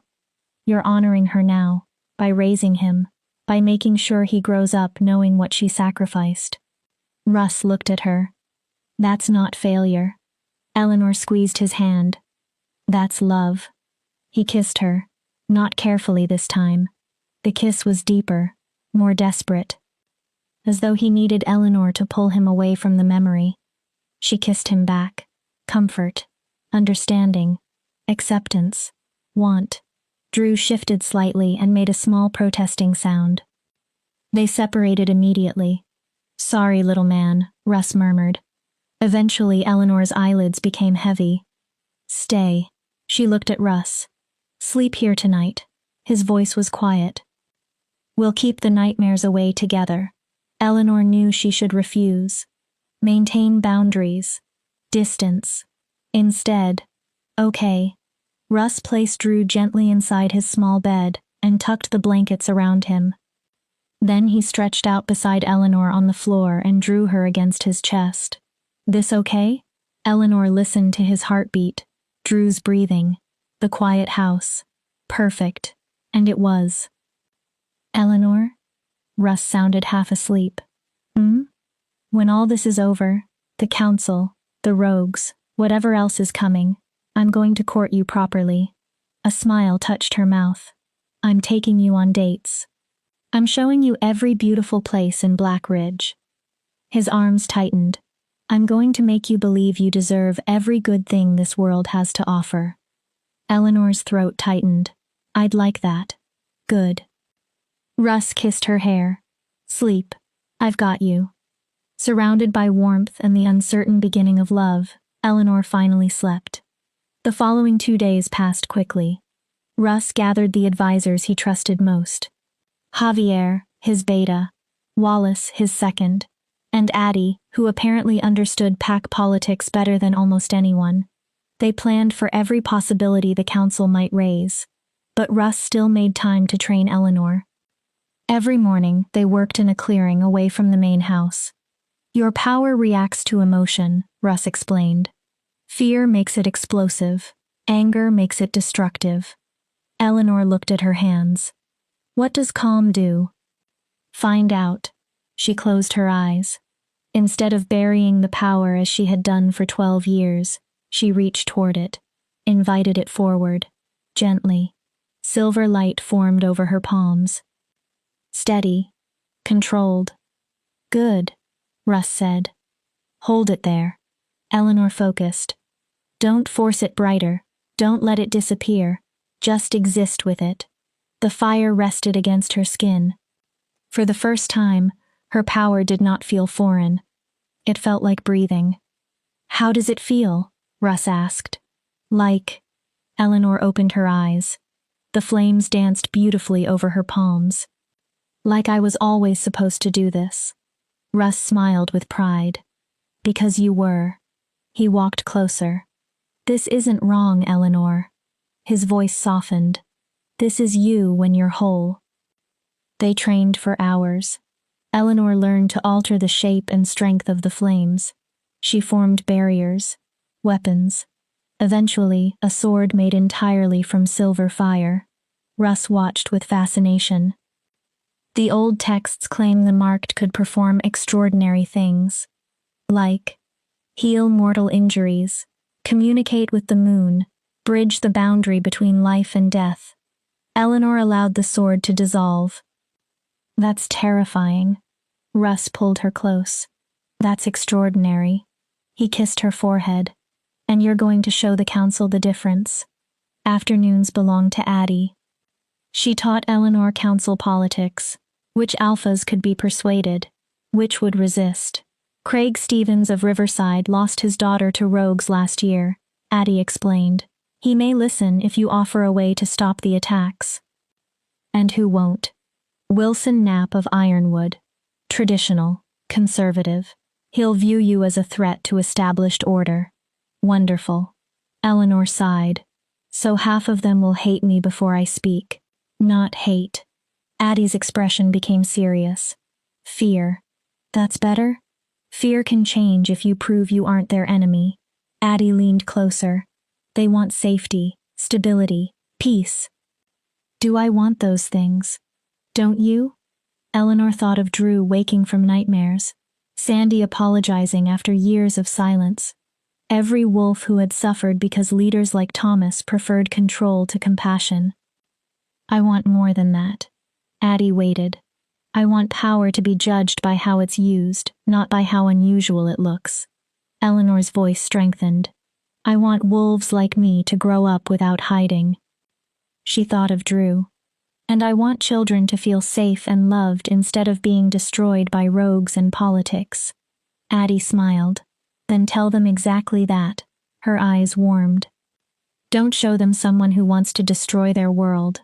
Show them someone trying to save it. Evenings belonged to Drew. He was healing. His grief remained, but it was slowly becoming something a child could carry. He followed Eleanor everywhere. Every time she looked at him, she remembered why any of this mattered. At night, she slept in Russ's arms. The bond between them strengthened through quiet conversations, shared breaths, and stolen kisses. On the final night before the council, Russ found Eleanor outside on the balcony. A full moon cast silver light over the snow. Nervous? Terrified. She looked at him. What if I fail tomorrow? Russ came beside her. What if my power gets away from me? She swallowed. What if they decide I'm too dangerous? Then I stand with you. Russ turned Eleanor toward him. Whatever happens, you won't face it by yourself. His hands framed her face. If anyone tries to hurt you, they go through me first. That's what scares me. Russ frowned. I don't want you sacrificing everything because of me. You're not a sacrifice. His answer came immediately. You're a choice. The easiest one I've ever made. His thumb brushed across her lips. My wolf chose you first. Russ's expression softened. But it isn't only my wolf anymore. Eleanor's heart stopped. It's me. His voice was barely above a whisper. All of me. The bond between them pulsed. I'm falling in love with you, Eleanor Stevenson. His amber eyes searched hers. Maybe I already have. Tears filled Eleanor's eyes. I don't know how to do this. How to be loved. How to believe I deserve it. Russ kissed her forehead. Then let me teach you. Another kiss touched her cheek. Then the other. Let me show you every day. He kissed the corner of her mouth. Until you believe you're worthy, wanted, enough. Eleanor pulled him into a deeper kiss. Everything she could not say moved through it. The mate bond flared between them. Powerful. Protective. Almost painful in its intensity. When they separated, both were trembling. After the council, Russ said roughly, after we survive whatever comes next, I want to complete our bond. Eleanor stared at him. Properly, officially. His eyes burned. I want you as my mate. A breath. My queen. Another. My partner in everything. Eleanor's heart soared. Yes. Russ went still. Yes? Yes. She laughed through tears. Yes to the mate bond. Yes to facing the council. Yes to believing maybe I deserve this. Her hands held his face. Yes to you, Russ. His expression broke into pure joy. Always yes to you. Russ swept Eleanor off her feet and spun her. She laughed. When he set her down, Happiness blazed across his face. Tomorrow, we face the council. Eleanor nodded. We prove the marked aren't something to fear. His smile turned wicked. And after that, I'm courting you properly. I'm holding you to it. Good. Russ kissed her once more. Now sleep. He touched his forehead to hers. Tomorrow we change everything. Eleanor went to bed with a heart almost too full for her chest. Tomorrow frightened her. Tomorrow could become a disaster. But she would not face it alone. For now, that had to be enough. Chapter 7. The Council's Judgment. The gathering grounds were every bit as intimidating as Eleanor expected. An enormous stone amphitheater had been carved into the mountainside beneath the open sky. Seats rose in circles around a central platform. For centuries, wolves had come here to settle territorial disputes, negotiate treaties, and receive judgments. Today, Eleanor would stand in the center. Whatever language the council used, assessment, investigation, evaluation, she knew what this was. A trial. They were deciding whether she deserved to exist freely. Eleanor stopped beside Russ at the entrance. Drew pressed against her legs. He had refused to remain at Black Ridge. His presence helped steady her. Ready? Russ asked. No. She exhaled. But I'm going anyway. Russ smiled proudly. That's my girl. They entered. Every head turned. 15 alphas represented the major packs of the Northern Territories. Their combined power pressed against Eleanor's senses. Alpha Thomas sat in the front row, smug. 2 alphas were beside him, one massive and scarred, the other lean with cold eyes. Wilson Knapp, Russ murmured, the miserable-looking one. Eleanor almost smiled. The large wolf is Edmund Snyder of Stoneclaw, both traditionalists, both likely supporting Thomas. Wonderful. Anyone supporting us? Russ indicated a middle-aged alpha whose face carried deep lines of grief. Craig Stevens of Riverside. Then another. Julian Dixon of Clearbrook may be persuaded. He's practical. They reached the platform. Russ had to take his official seat among the council. That left Eleanor standing alone, exposed. Spencer Hayes, the elderly head alpha, rose. Despite his age, his voice carried effortlessly. We gather to consider an issue of exceptional importance. Silence spread. Alpha King Russ Mercer has presented claims regarding Eleanor Stevenson. Spencer looked directly at her. He believes Miss Stevenson is one of the marked, a descendant of the Silver Moon bloodline, believed extinct for 2 centuries. His gaze remained steady. He has accepted her into Black Ridge territory and placed her under royal protection. A pause. Miss Stevenson, do you confirm those claims? Eleanor forced moisture into her dry throat. I confirm that my abilities are unusual. She kept her voice level. I can produce silver flames. Sacred sites have responded to my presence. Some alphas shifted. As for whether that makes me one of the marked. She looked around. I'm still learning what that means. A convenient response.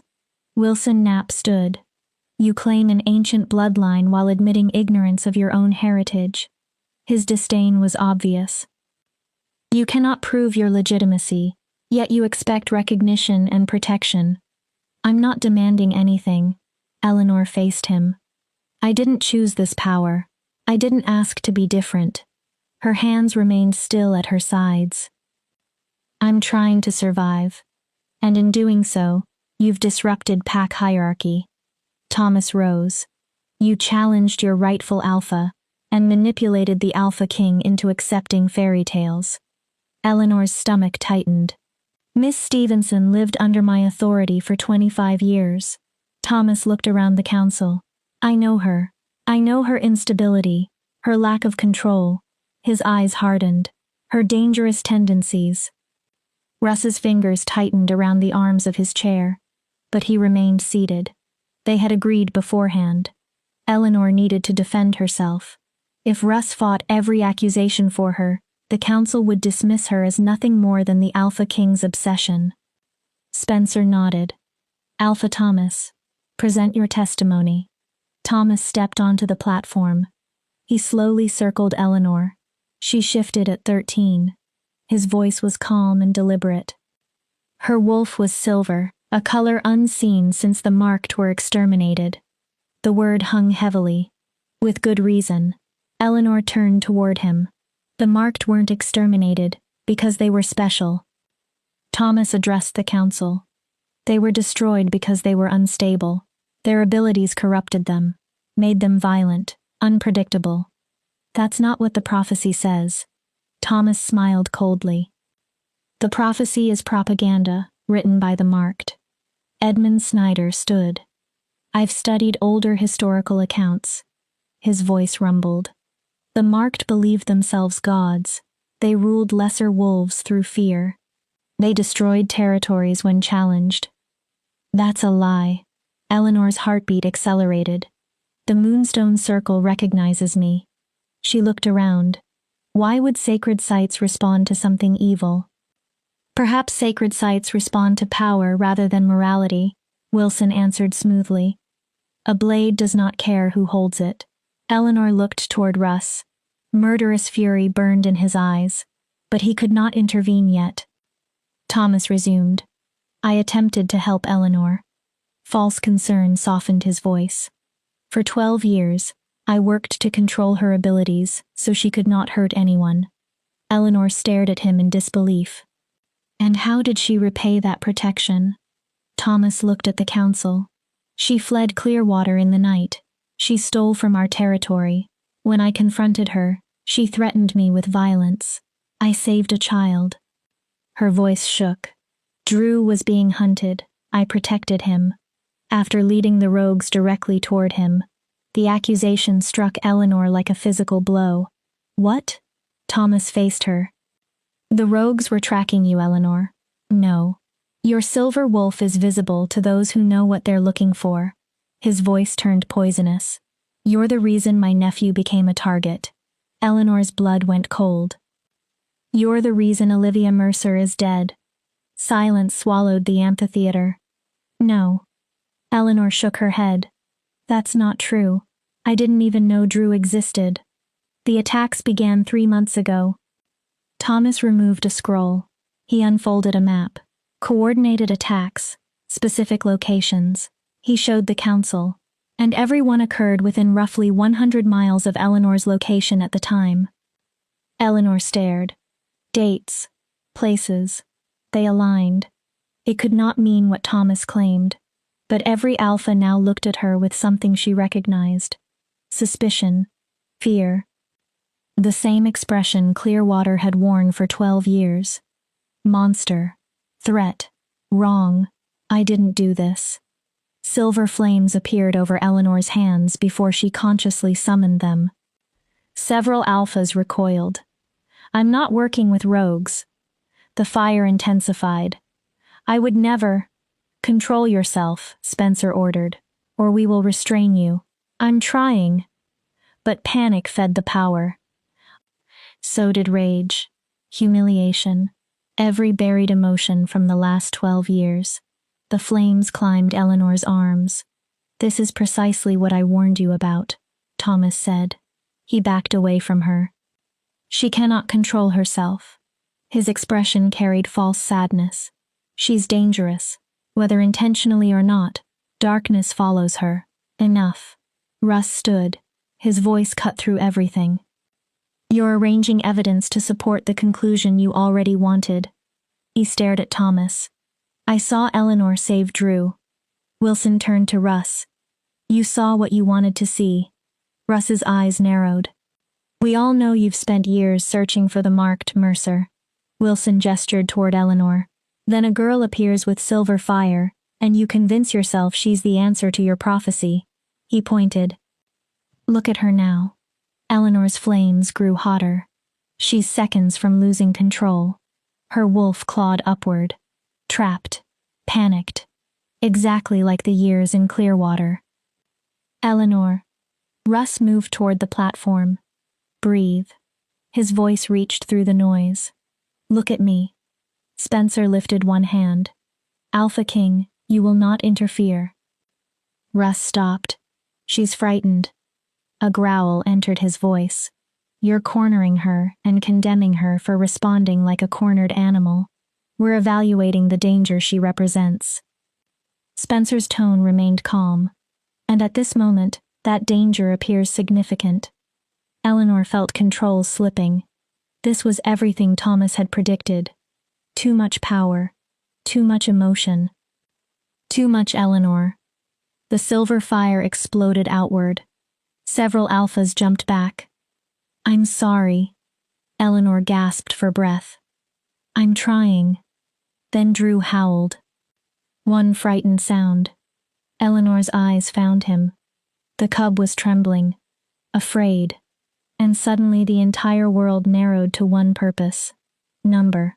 She would not lose control. She would not become what Thomas expected. She would not become a monster in Drew's eyes. Eleanor closed her eyes. She went beneath the fear, beneath the rage, beneath 12 years of shame. She found the deepest part of herself. Not power, purpose. Protect the innocent. Stand against evil. Choose courage. The flames responded. Slowly, the fire pulled back. Down her arms, into her hands, then beneath her skin, controlled, contained. Eleanor opened her eyes. Every alpha stared. Her breathing remained heavy, but steady. I'm not losing control. Her voice was quiet. I'm choosing control. Those are different things. For a moment, Eleanor believed she had done it. Then Craig Stevens stood. The alpha who had lost his daughter. The wolf they had hoped would sympathize with her. Miss Stevenson. His expression was filled with regret. I believe you're brave. Eleanor's hope flickered. And I don't believe you intentionally caused these attacks. Then his voice became heavier. But Thomas has raised a question I cannot ignore. Eleanor already knew. The attacks began when your abilities began emerging. Craig swallowed. My daughter died during one of them. His eyes filled with pain.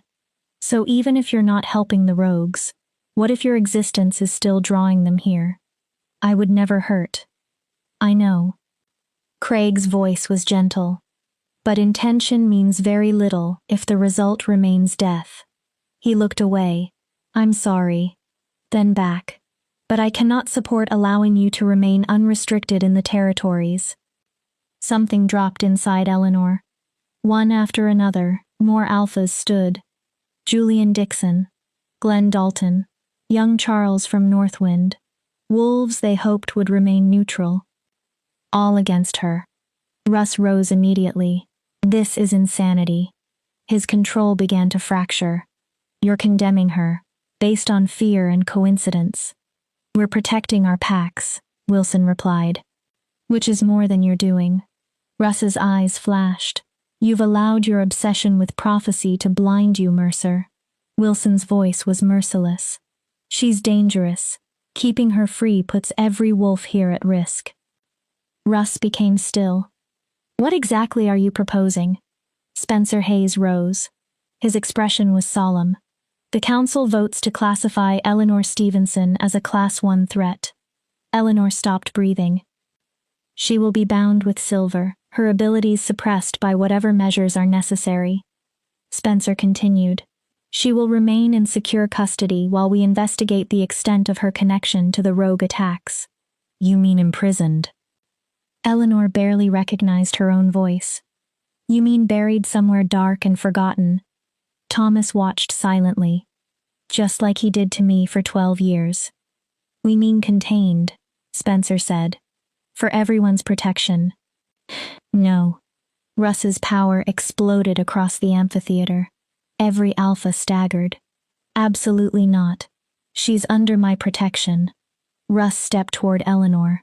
You want her, you come through me. Russ, don't. His wolf was already close to the surface. Amber gold fire burned in his eyes. She saved my nephew. His voice thundered across the gathering grounds. She faced rogues while bleeding to death. He looked around at the alphas. She's shown more courage and honor in 2 weeks than many wolves show in an entire lifetime. His power intensified. And you want to lock her away because you're too frightened to understand what she is. Russ pointed toward Eleanor. She is not the darkness coming for us.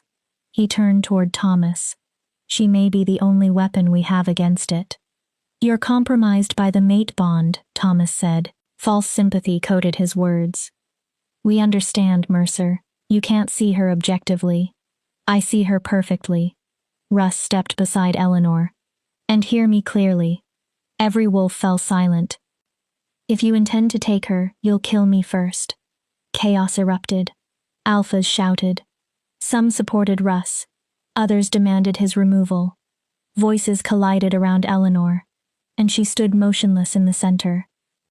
Her worst fears had become real. She had caused division, conflict, chaos. Thomas was right. She was too different for this world, too dangerous. Russ. Eleanor touched his arm. He barely heard her. Stop. He looked down. I won't let them take you. You have to. Tears streamed down her face. Russ froze. If you continue this, you'll lose everything. I don't care. I do. Eleanor's voice broke. You'll lose your title, your pack, your ability to protect everyone who depends on you. She shook her head. I won't let you destroy yourself for me. Eleanor, I'll go with them. The words cut through her like glass. Russ stared. I'll let them bind me. She forced herself onward. Contain me, whatever they want. Her voice shook. Just promise you'll protect Drew. No. Promise you'll find who's really behind these attacks. Russ's face twisted. And promise? Eleanor could barely speak. Promise you'll forget me and move on. Never. Russ took her face between both hands.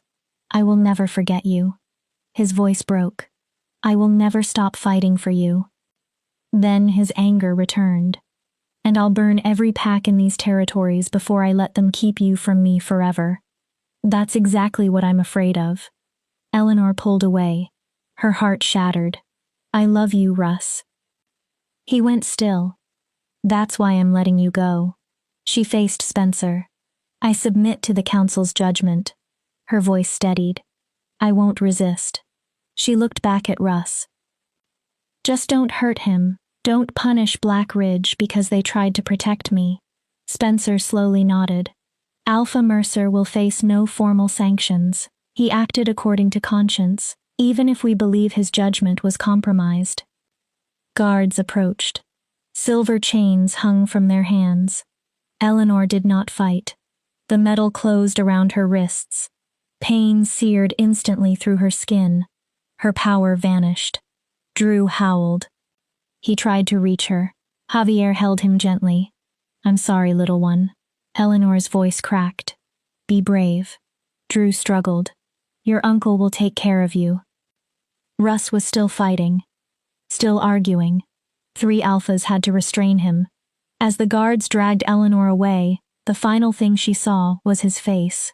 Rage. Grief. Helpless fury. Then, darkness swallowed her. Chapter 8. When Darkness Falls. The cell lay deep beneath the gathering grounds. Solid rock surrounded Eleanor. One torch flickered outside the bars. Silver chains burned constantly around her wrists. They suppressed her power, buried her wolf so deeply that Eleanor could barely feel her. She curled onto the cold stone floor, and finally broke. She had tried. She had been brave. For one impossible stretch of time, Eleanor had actually believed she deserved freedom, love, a future. Now everything seemed like another lie. Perhaps Thomas had been right all along. Dangerous, unstable, cursed. A creature that needed a cage. Time disappeared underground. Hours. Days. Eleanor could not tell. Guards brought food. She barely touched it. They left water. She drank only enough to remain conscious. The silver burned wounds into her wrists. She almost welcomed the pain. At least pain proved she still existed. Then, when Eleanor had begun to wonder whether she might simply die there, footsteps entered the corridor. Not guards. Lighter. Cautious. A woman emerged from the shadows. Middle-aged. Kind eyes. A healer's gentle hands. Eleanor Stevenson. Eleanor struggled to focus. Addie? Addie knelt beside her. I suppose you know me. She pulled something from beneath her clothing. A key. But there's something you don't know. Eleanor frowned. I'm part of the resistance. The what? Wolves who still remember the old ways. Addie fitted the key into one of the silver locks. Wolves who never believed the marked were monsters. The chain opened. We've been waiting for you. Eleanor stared, hoping someone from your bloodline survived. Another lock clicked. When Russ found you, we knew the time had finally come. The final chain dropped. Feeling rushed violently back into Eleanor's hands. She gasped. Burns covered her wrists, deep and raw, but without silver touching them. Her supernatural healing had already begun. Does Russ know? No. Addie helped her stand. We couldn't risk telling him. The council watches him too closely. Then why now? Because we don't have time. Addie's face became grave. The darkness isn't coming. A tremor shook the prison. Dust fell from the ceiling. Screams echoed somewhere above. Addie looked upward. It's here. Eleanor's wolf surged inside her. What is happening? The rogue attacks. Addie pulled Eleanor toward the corridor. They weren't meant to destabilize the packs. What? They were meant to manipulate you. Eleanor stopped. Everything pushed you exactly where the enemy needed you. Addie looked at her. Away from Russ. Another tremor hit. Powerless. The screams grew louder. Imprisoned. Eleanor's blood went cold. Because whatever is attacking us knows the one power capable of stopping it belongs to you. Stopping what? Move. They ran. Through underground corridors. Past other cells. Past distracted guards racing toward the violence above. With every staircase, the screams became clearer. Fear. Pain. Death. They burst into the main level. Eleanor stopped. The amphitheater was under attack. Not by rogues, by creatures that emerged from the earth itself. Shadows. Formless shapes twisting like pieces of darkness that had learned hatred. They had no visible faces, no mouths. Yet their screams sounded like grinding bone. Wherever they touched, corruption spread. Stone blackened. Plants withered. Wolves collapsed. Every alpha fought in wolf form. Teeth passed through the shadows. Claws struck smoke. Nothing worked. Traditional strength was useless. On the platform where Eleanor had been judged, stood a figure surrounded by darkness so complete that looking directly at it hurt. Addie's voice trembled. The Void Walker. Eleanor turned. The ancient enemy. Addie's face had gone pale. The thing the marked imprisoned 1,000 years ago. The figure raised one shadow-covered arm. Someone broke the seal. Eleanor searched desperately. Russ. She found him. His enormous black wolf was in the center of the battle, tearing through shadows that immediately reformed. Drew stood behind a protective circle of Black Ridge wolves. They were losing. Wolves were dying. Shadows swallowed them. Their screams stopped. Why imprison me? Eleanor already knew part of the answer. Addie confirmed it. The marked are the only wolves who can fight the void. Her eyes dropped toward Eleanor's hands. Silver flame is shadow's opposite. Light. Light made physical. Addie gripped Eleanor's shoulders. You are what they fear. Her voice sharpened. But you cannot fight the way you've been fighting. Eleanor looked at her. No more holding back, no more fear. Addie's eyes filled with urgency.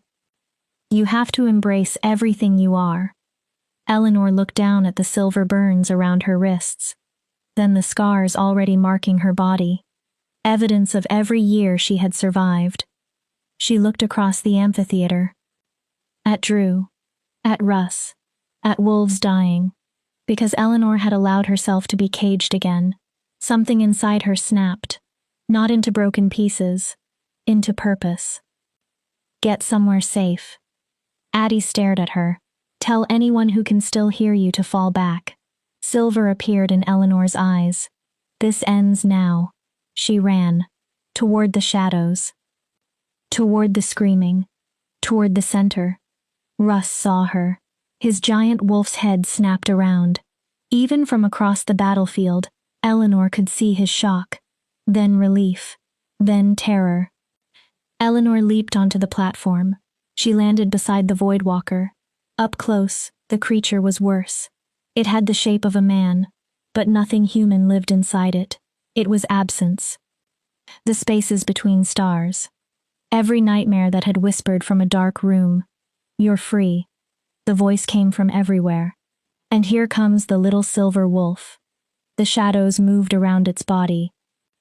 Unchained at last. It leaned toward her. Have you come to die properly this time? No. Silver flames erupted from Eleanor's hands. Not weak, not hesitant. They roared. I came to finish what my ancestors started. She thrust both palms forward. Silver fire exploded across the platform. The Voidwalker stumbled. Actually stumbled. Where silver met shadow, the darkness screamed. Impossible. The creature recoiled. The marked are extinct. Its voice twisted. Dead. Gone. Eleanor advanced. Looks like you missed one. Power rushed through her. Her skin began glowing. Her eyes burned mercury bright. And for the first time in 25 years, Eleanor Stevenson was not afraid of herself. The shadow creatures turned toward her. Dozens converged at once. Eleanor spun. Her fire expanded into a perfect ring. A wall of silver light exploded around the surviving wolves. The shadows stopped at its edge. Alphas. Her layered voice carried across the entire amphitheater. Get behind the light. No one moved. For one stunned moment, the wolves who had condemned her simply stared.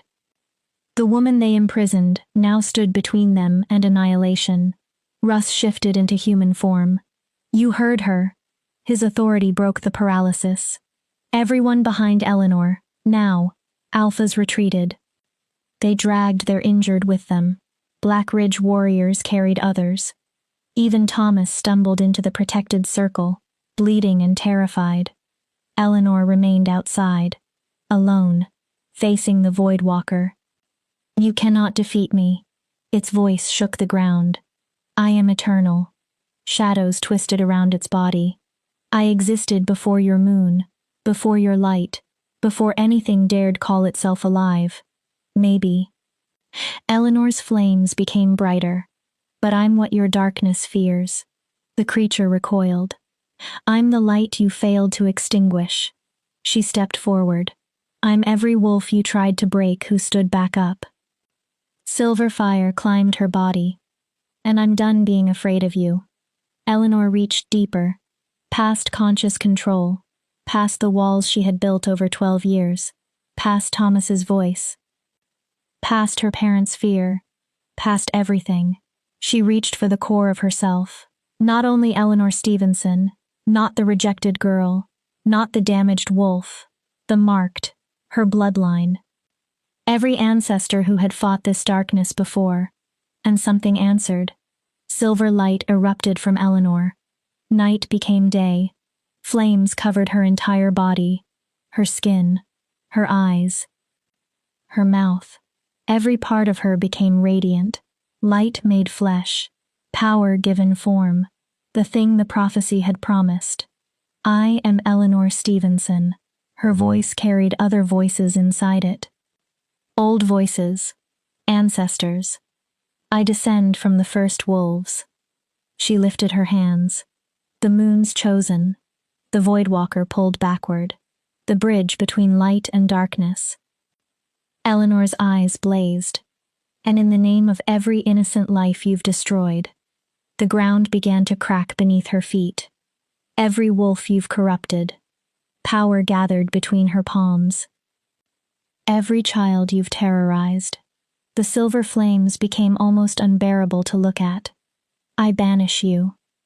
Eleanor released everything. Silver fire struck the Void Walker like a hurricane consuming a candle. The creature screamed. Its shadow servants dissolved. Their voices vanished as light devoured them. Black corruption burned away from the stone. The Void Walker fractured. This isn't over. Its voice broke apart with its body. I will return. More pieces dissolved. Darkness is eternal. Eleanor stood inside the silver inferno. So is light. Her expression hardened. And I'll be waiting. One final surge. The Void Walker exploded. Ash. Shadow. Nothing. Every remaining fragment dissolved inside Eleanor's flames. Then silence. Eleanor stood alone on the ruined platform. The gathering grounds were cracked and scorched, but clean. The corruption had vanished. Every surviving alpha in the Northern Territories stared at her. Awe, fear, and dawning understanding. Eleanor had saved them. All of them, including the wolves who voted to imprison her. She slowly drew the silver flames inward. Control came more easily now, almost as if her power had needed the freedom to express itself fully before it could finally settle. When the last flame disappeared, Eleanor remained standing, human, burned, bleeding, exhausted, alive. Eleanor. Russ's voice was rough. She turned. He stood at the platform's edge with Drew in his arms. Drew was human. A little boy with dark hair and blue eyes. The trauma that had trapped him in wolf form had finally loosened enough for him to shift back. Uncle Russ? Drew reached toward her. Is Ellie okay? Eleanor almost broke. I'm okay, sweetheart. Her voice was weak. Just tired. Russ climbed onto the platform. He stopped several feet from Eleanor, almost as though he were afraid she would disappear. You came back. I couldn't leave you. Tears filled her eyes. I couldn't let you die because I was too afraid to become what I am. You were never the threat. Craig Stevens walked forward. Regret filled his face. We were. Eleanor looked at him. We let fear blind us. Old lies convinced us that your power was dangerous when it was exactly what we needed. Craig lowered himself onto one knee. I was wrong. His voice broke. We were wrong. He bowed his head. And I'm sorry. One after another, alphas followed. Julian Dixon. Glenn Dalton. Young Charles. Wolves who had voted against Eleanor without hesitation. All kneeling now. Spencer Hayes remained standing. He looked older. The council owes you a debt that cannot be repaid. His voice carried through the ruins. You saved wolves who had just condemned you. He lowered his head. You proved our assumptions about the marked were wrong. Then the head alpha bowed. On behalf of every Northern pack, I formally apologize for the injustice committed against you. Eleanor's throat tightened. And I ask that you remain among us. Spencer looked at her. As our guardian. A pause. Our protector. Another. Our marked. It was everything Eleanor once thought she wanted. Recognition. Acceptance. Proof she was not wrong. But one wolf had not knelt. Thomas stood apart. His face twisted with fury. This is madness. Every head turned. You're trusting her because of one battle? He pointed at Eleanor. She could still be corrupted. She could. Enough. Russ's voice cracked across the amphitheater. Thomas fell silent. You suppressed her for 12 years. Russ moved toward him.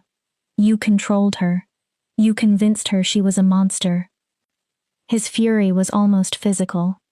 And during those 12 years, Eleanor was the only thing standing between every wolf here and the void.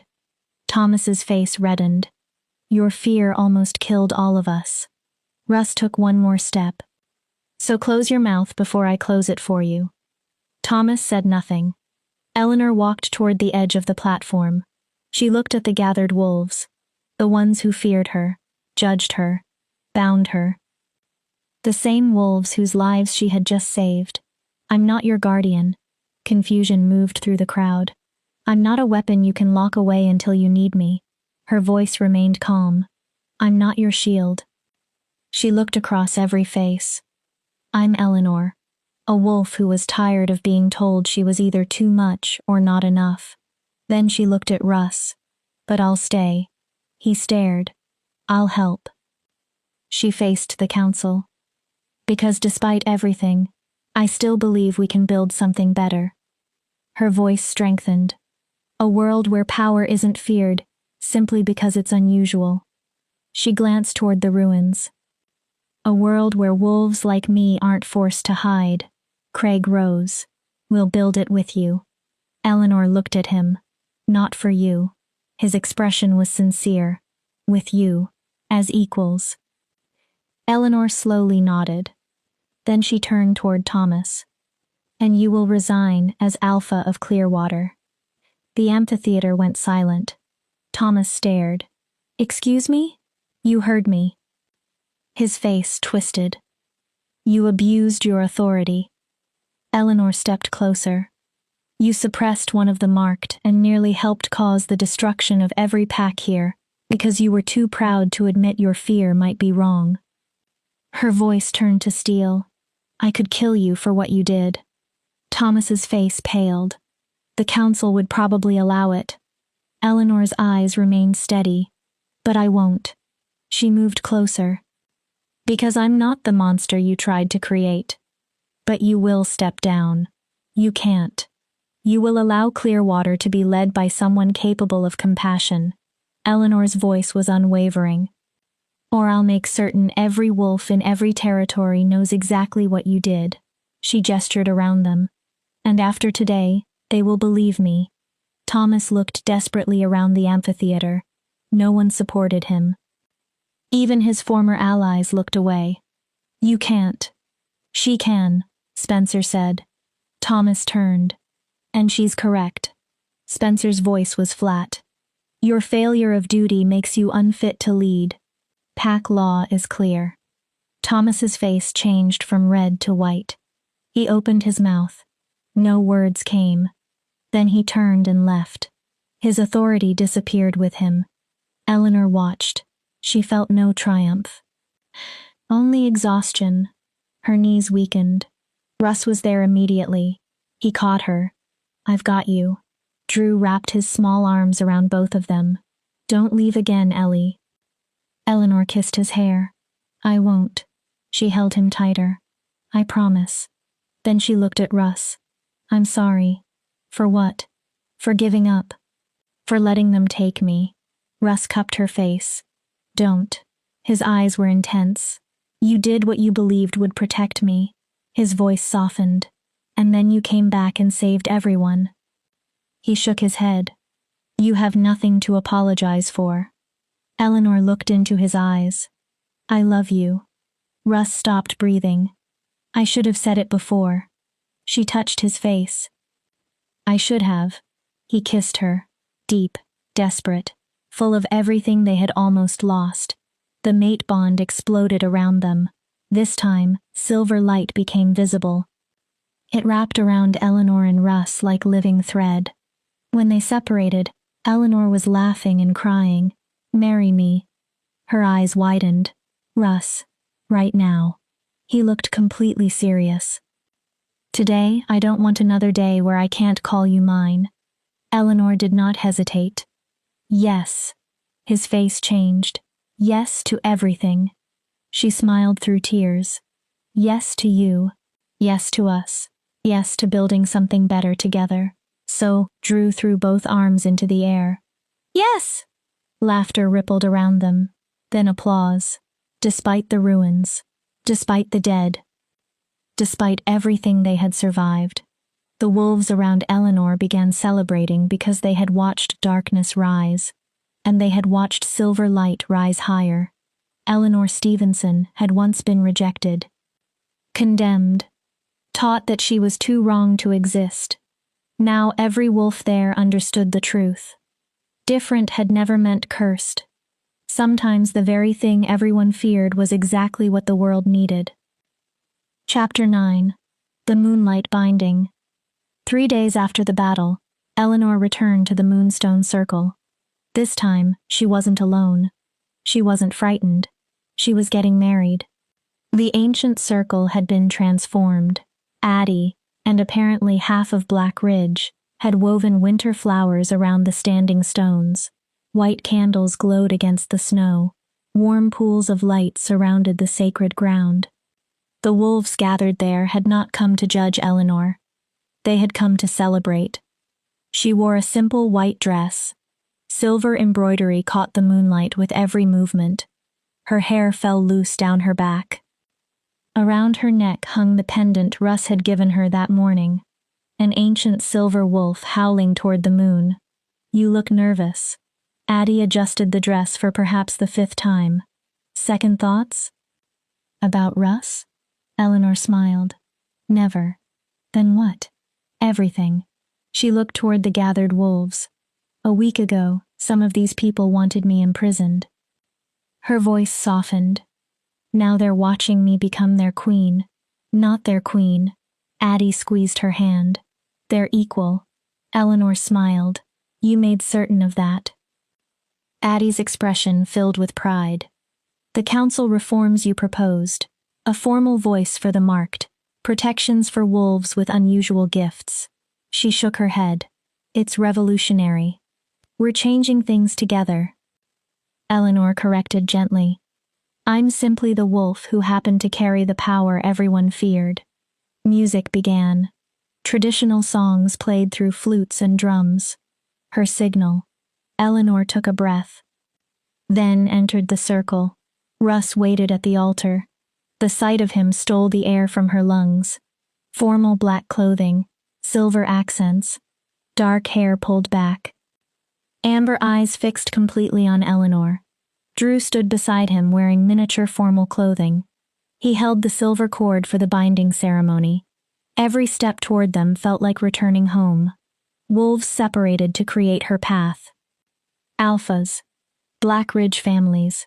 Even Clearwater wolves who had left after Thomas lost his position. Eleanor recognized faces. Craig Stevens smiled warmly. Julian Dixon nodded. Sandy stood with tears streaming down her cheeks. Javier and Wallace grinned like proud brothers. When Eleanor reached Russ, he took both her hands. His fingers trembled. "You're shaking," she whispered. "I'm terrified." Eleanor smiled. "The Alpha King? I'm afraid you'll realize you're far too good for me and run." "Not a chance." Spencer Hayes stepped forward to officiate. The old Alpha seemed to have aged another decade after everything that happened. Yet his voice remained strong. "We gather beneath the moon to witness the binding of 2 souls." The circle quieted. Russ Mercer, Alpha King of the Northern Territories. Then he looked at Eleanor. And Eleanor Stevenson, the marked first of her name, returned. Eleanor had argued against that title. Spencer insisted. The marked required legal identity beyond individual pack hierarchy. Otherwise, future leaders might again attempt to control them through ordinary pack law. First of her name was an ancient position once given to the most powerful marked. The title still felt too large, too important. But as Eleanor looked at Russ, Drew, and all the wolves genuinely trying to create something better, she thought perhaps she could grow into it. Spencer faced Russ. "Do you, Russ Mercer, take Eleanor Stevenson as your mate?" Russ tightened his hold on her hands. "To stand beside her in all things, to honor her strength and support her through weakness." His amber eyes never moved. "To choose her every day for the rest of your lives." "I do." Russ's voice rang through the circle. "Before the moon and every wolf here, I choose Eleanor." His expression softened. "Today." A pause. "Tomorrow." His thumbs moved across her fingers. "And every day after." Spencer turned. Do you, Eleanor Stevenson, take Russ Mercer as your mate? Tears already filled Eleanor's eyes.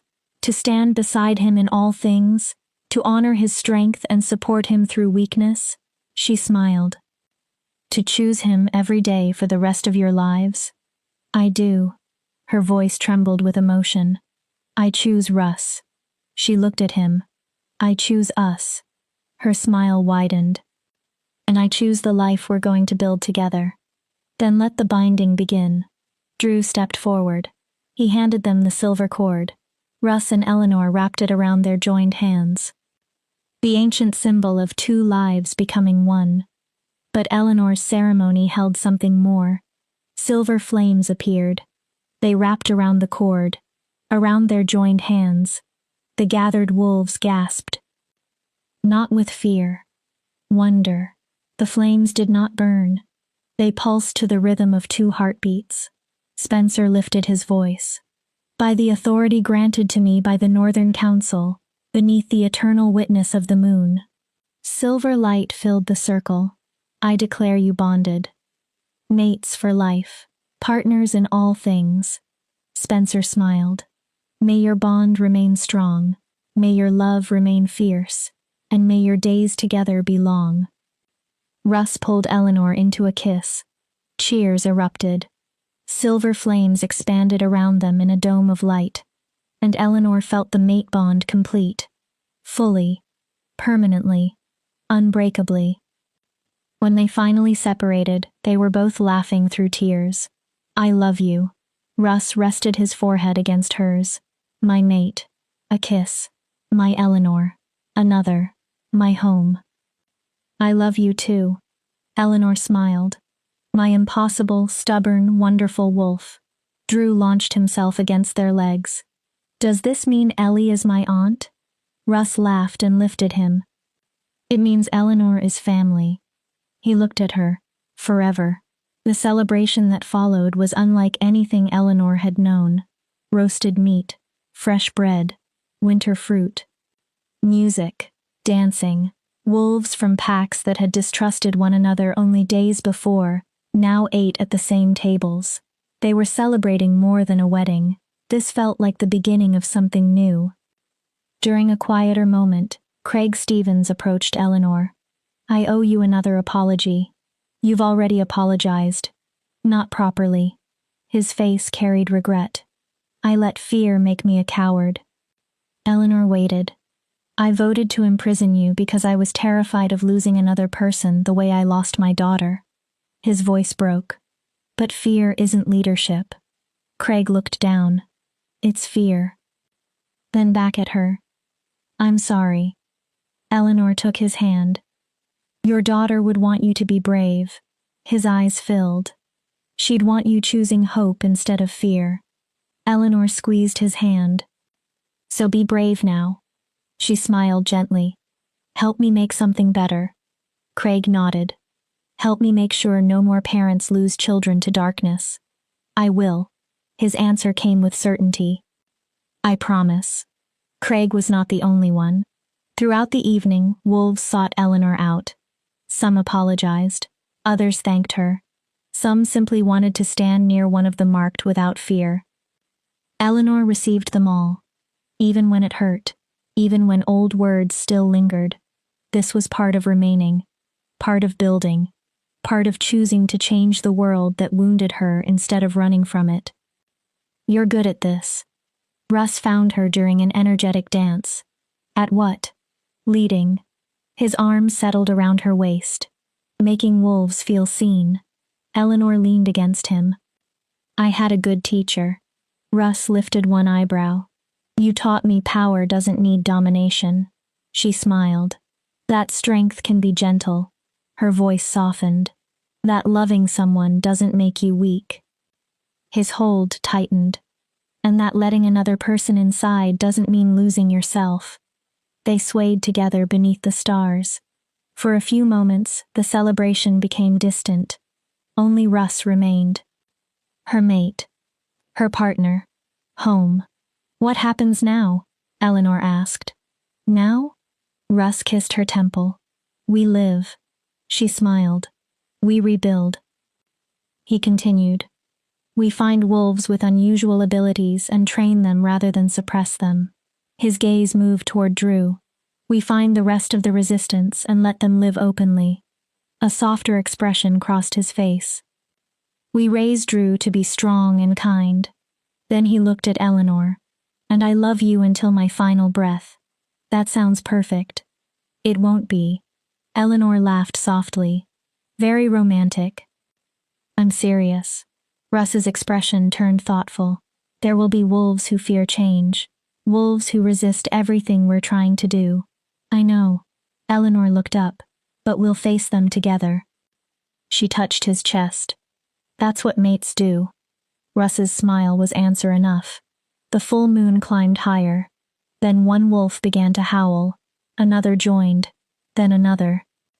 Within seconds, the entire circle sang beneath the moon. Eleanor felt her wolf rise. She did not suppress her. She lifted her face and howled. Wild. Free. Joyful. Russ's deeper howl joined hers. Drew added his smaller voice. The sound carried across the northern territories. The marked had returned. The darkness had been defeated, and something new had begun. Later, inside the chambers she now shared with Russ, Eleanor stood at the window and watched snow fall. Second thoughts? Russ sat on the bed. Those amber eyes watched her. Just thinking. About? How different everything is. Eleanor turned. A month ago, I was completely different. Why? I almost gave up. She walked toward him. What changed? Eleanor smiled. You.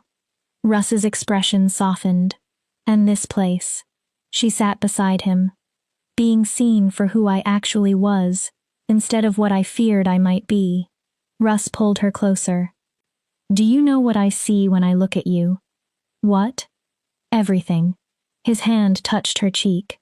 I see the woman who bled in the snow, protecting a stranger's child. His thumb brushed her skin. I see the wolf who stood against an alpha who spent years trying to break her. His gaze deepened. I see the marked who faced the void without flinching. He leaned closer, but mostly. His thumb moved over her lips. I see home. Eleanor's eyes filled. I see the person I was always supposed to find. His voice dropped. My mate. Eleanor kissed him. Love. Gratitude. Desire. Promise. Everything moved through the bond between them. Show me, Eleanor whispered against his lips. Show me what forever feels like. And Russ did. Hours later, wrapped together beneath blankets, Eleanor traced the scars across his chest. Marks from battles. Survival. A lifetime spent prepared for violence. Tell me something. Russ looked down. Something true you've never told anyone. He remained quiet for a long time. Then, I was afraid I'd die alone. Eleanor stopped moving. I thought being Alpha King meant being solitary. His arms tightened around her. That no one would ever see past the power and find the person underneath. He kissed her hair. Then I found you bleeding in the snow. Russ smiled faintly. My wolf knew before I did that everything I believed about being alone was wrong. Eleanor's throat tightened. You were what I was missing. He looked into her eyes. What I'd been searching for. Eleanor rested her palm over his heart. I was afraid I'd live alone too. Russ listened. I thought being different meant isolation. Her voice softened. I thought no one could ever accept all of me. She kissed his chest. The power, the fear, the flaws. Her fingers moved along one of his scars. Then you carried me through a storm. She smiled. You held me through nightmares. Her eyes shimmered. And you looked at silver fire like it was beautiful. Russ touched her face. You taught me that being different didn't mean being alone.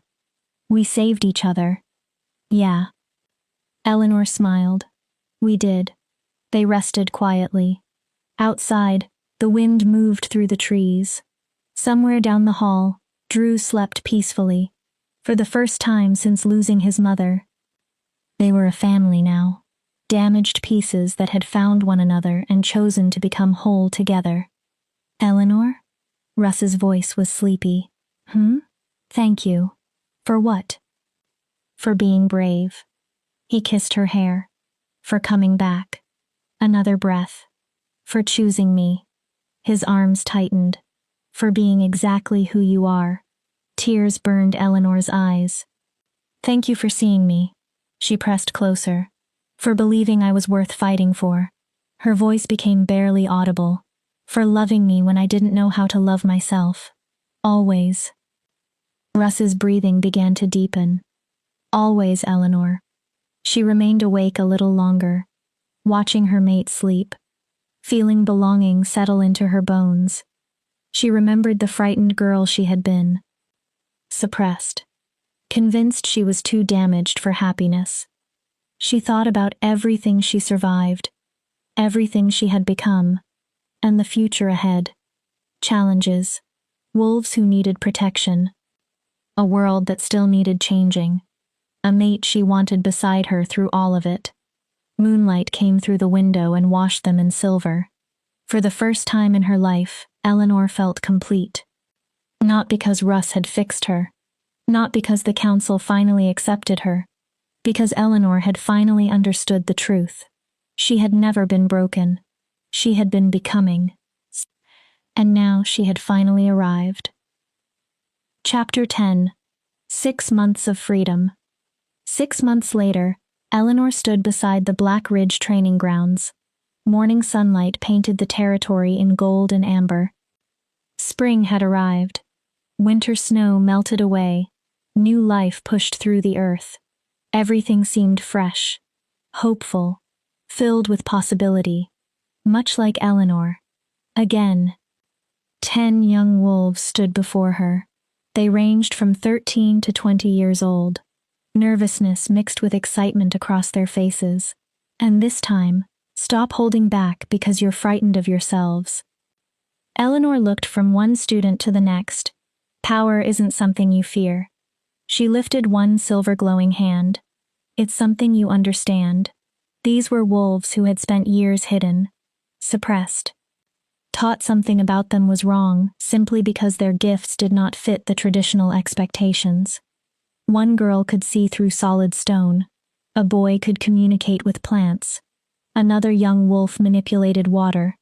And Gina Valentine, formerly from Clearwater, shifted into a pure white wolf with actual wings. Every student was different.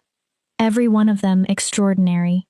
Everyone was learning that different did not mean damaged. Gina spread her wings. She took off. Her flight was still awkward, but far better than it had been weeks earlier. Eleanor watched proudly as the winged wolf circled overhead. Beautiful. Gina dipped one wing. But remember your control. Bring yourself down gently. Gina descended. She landed without falling, then shifted back. A massive grin covered her face. I didn't crash. Progress. Eleanor laughed. All right. That's enough for today. Rest. Drink water. We'll start again tomorrow morning. The students scattered, talking excitedly. Russ approached from the direction of the main house. He had spent the morning buried in meetings, council matters, territory negotiations, the never-ending responsibilities of an alpha king. But the moment he looked at Eleanor, the tension left his face. How did they do? He wrapped his arms around her from behind. Gina didn't crash. Eleanor leaned against him. I consider that a major victory. Russ laughed. And Wendell? The plant communicator? Yes. He accelerated a seed's growth by almost 3 weeks in less than an hour. Russ kissed Eleanor's neck. They're getting stronger. And more confident. Because they have someone teaching them who understands what it means to be different. Eleanor turned in his arms. We did something good here. Something extraordinary. Russ looked across the training field. The sanctuary is more than a school, Eleanor. His voice carried pride. It's proof. Of what? That the old way was wrong. He touched her cheek. Wolves with unusual gifts should be nurtured, not punished. The sanctuary. That was what they called it. Part school, part refuge, part home. A place for wolves who didn't fit the traditional mold. It began 3 months earlier with 5 students. Now there were 10. 5 more were arriving the following week from southern territories. Word had spread quickly. The marked had returned. And she was creating something no one had imagined before. Mama Ellie! Eleanor turned. Drew raced across the grounds. He was 5 now, dark hair flying behind him, blue eyes glowing with excitement. Mama Ellie, look what Uncle Javier taught me. Before reaching them, Drew shifted in mid-run. A smooth transformation. He landed as a small gray wolf and bounded proudly toward Eleanor. That was perfect. She knelt and ruffled his fur. Very smooth. Someone has been practicing. Drew shifted back. He wrapped his arms around Eleanor's neck. Uncle Javier says I'm going to be as strong as Uncle Russ someday. He considered it. Maybe stronger. Russ pretended to look offended. Eleanor laughed. I wouldn't doubt it. She hugged Drew. His scent was sunshine, grass, and home. But remember what I tell you. Strength isn't only power. Drew recited proudly. It's protecting wolves who can't protect themselves. And being brave even when you're scared. He grinned. And choosing kindness instead of cruelty. Eleanor kissed his forehead. Exactly. You tell me every day. Because it's important. She released him. Go wash up. Tell Addie there will be 12 people for lunch. Gina and Wendell are staying. Drew raced away. Eleanor watched until he disappeared. He called you Mama, Russ said softly. He has for about a month. Emotion thickened Eleanor's voice. I never corrected him. She looked at Russ. Is that okay? It's perfect. Russ pulled her close. Olivia would have loved you. Eleanor's eyes immediately burned. She would have loved the way you care for him. Russ looked toward where Drew disappeared. You're giving him the childhood she wanted. Safe. Eleanor smiled. Happy. Free. A memorial to Olivia stood in the center of Black Ridge territory. A beautiful stone carried her name. Fierce mother. Beloved sister. Eternal guardian. Drew visited every week. He told his mother about school, his training, his friends, and his new mama who could summon silver flames. I wish I'd known her. You do. Eleanor looked at Russ. You see Olivia every time Drew laughs. His smile held sadness but no longer only pain. Every time he protects someone weaker, every time he's kind. Russ kissed Eleanor's forehead. She's still here through him. They stood together and looked over Black Ridge. Home. Javier trained senior warriors in the distance. Addie worked among the herb gardens Eleanor helped expand. Wallace supervised repairs near the eastern boundary. Everywhere Eleanor looked, wolves had purpose and belonging. The council meets next week, Russ said. Eleanor groaned dramatically. Craig wants to propose expanding the sanctuary model into other territories. Her expression changed. And Julian has 3 more gifted wolves who need somewhere safe. We'll make room. Russ smiled. He noticed the word. We. Months earlier, Eleanor would have said, I. She had finally learned that accepting support was not weakness. What about Thomas? Russ's jaw tightened. Nothing. After losing his position, Thomas had vanished from the Northern Territories. Rumors said he traveled south to spend the remainder of his life in obscurity. Some wolves believed execution would have been more appropriate. Eleanor had argued against it, not because she forgave Thomas. She didn't. But because she refused to become a leader who ruled through terror. As long as he stays away from you and Black Ridge, I don't care where he rots. Eleanor understood the anger. Thomas had damaged parts of her that required months to heal. But Eleanor also learned something important. Healing did not require forgiveness. It only required continuing forward. Come on. She took Russ's hand. Lunch is waiting, and I'm starving. They walked through the territory together. Pack members greeted them, smiled, nodded. No one bowed. Eleanor had made that rule clear. She was not superior to them. She was their equal. She simply carried different gifts. When they entered the house, chaos greeted them. Drew was already seated at the table, telling Addie an elaborate story about Uncle Javier, 3 chickens, and a training dummy that had apparently come alive. Gina and Wendell laughed nearby. Javier emerged from the kitchen carrying an enormous pot of stew. Ellie, perfect. He pointed toward Drew. Please explain to your son that training dummies do not come alive. Eleanor considered the matter seriously. They might if Wendell accidentally talks to them. Wendell nearly choked laughing. Eleanor looked around the room. This was what she had missed. Not simply acceptance, belonging, not only safety, home, not just survival, family. After lunch, Drew went down for a nap, and the students returned to their lessons. Eleanor and Russ walked toward the Moonstone Circle. It had become a weekly ritual. Once every week, they returned to the place where Eleanor first accepted her power, where they married. The stones no longer glowed continuously, but whenever Eleanor approached, faint silver light moved through the ancient carvings, almost as if the circle recognized her.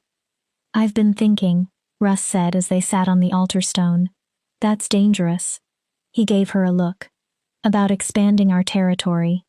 Eleanor's expression sharpened. Through conquest? No. Russ shook his head. Alliance. She relaxed. If we convince more packs to join the new council structure, accept gifted wolves, and cooperate instead of competing, he looked across the valley. We could create something that's never existed before. A united territory.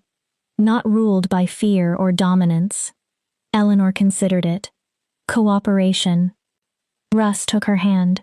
With you as the bridge, the marked wolf who proved power doesn't automatically corrupt. Eleanor looked at the ancient symbols carved beneath them. Then she imagined the sanctuary,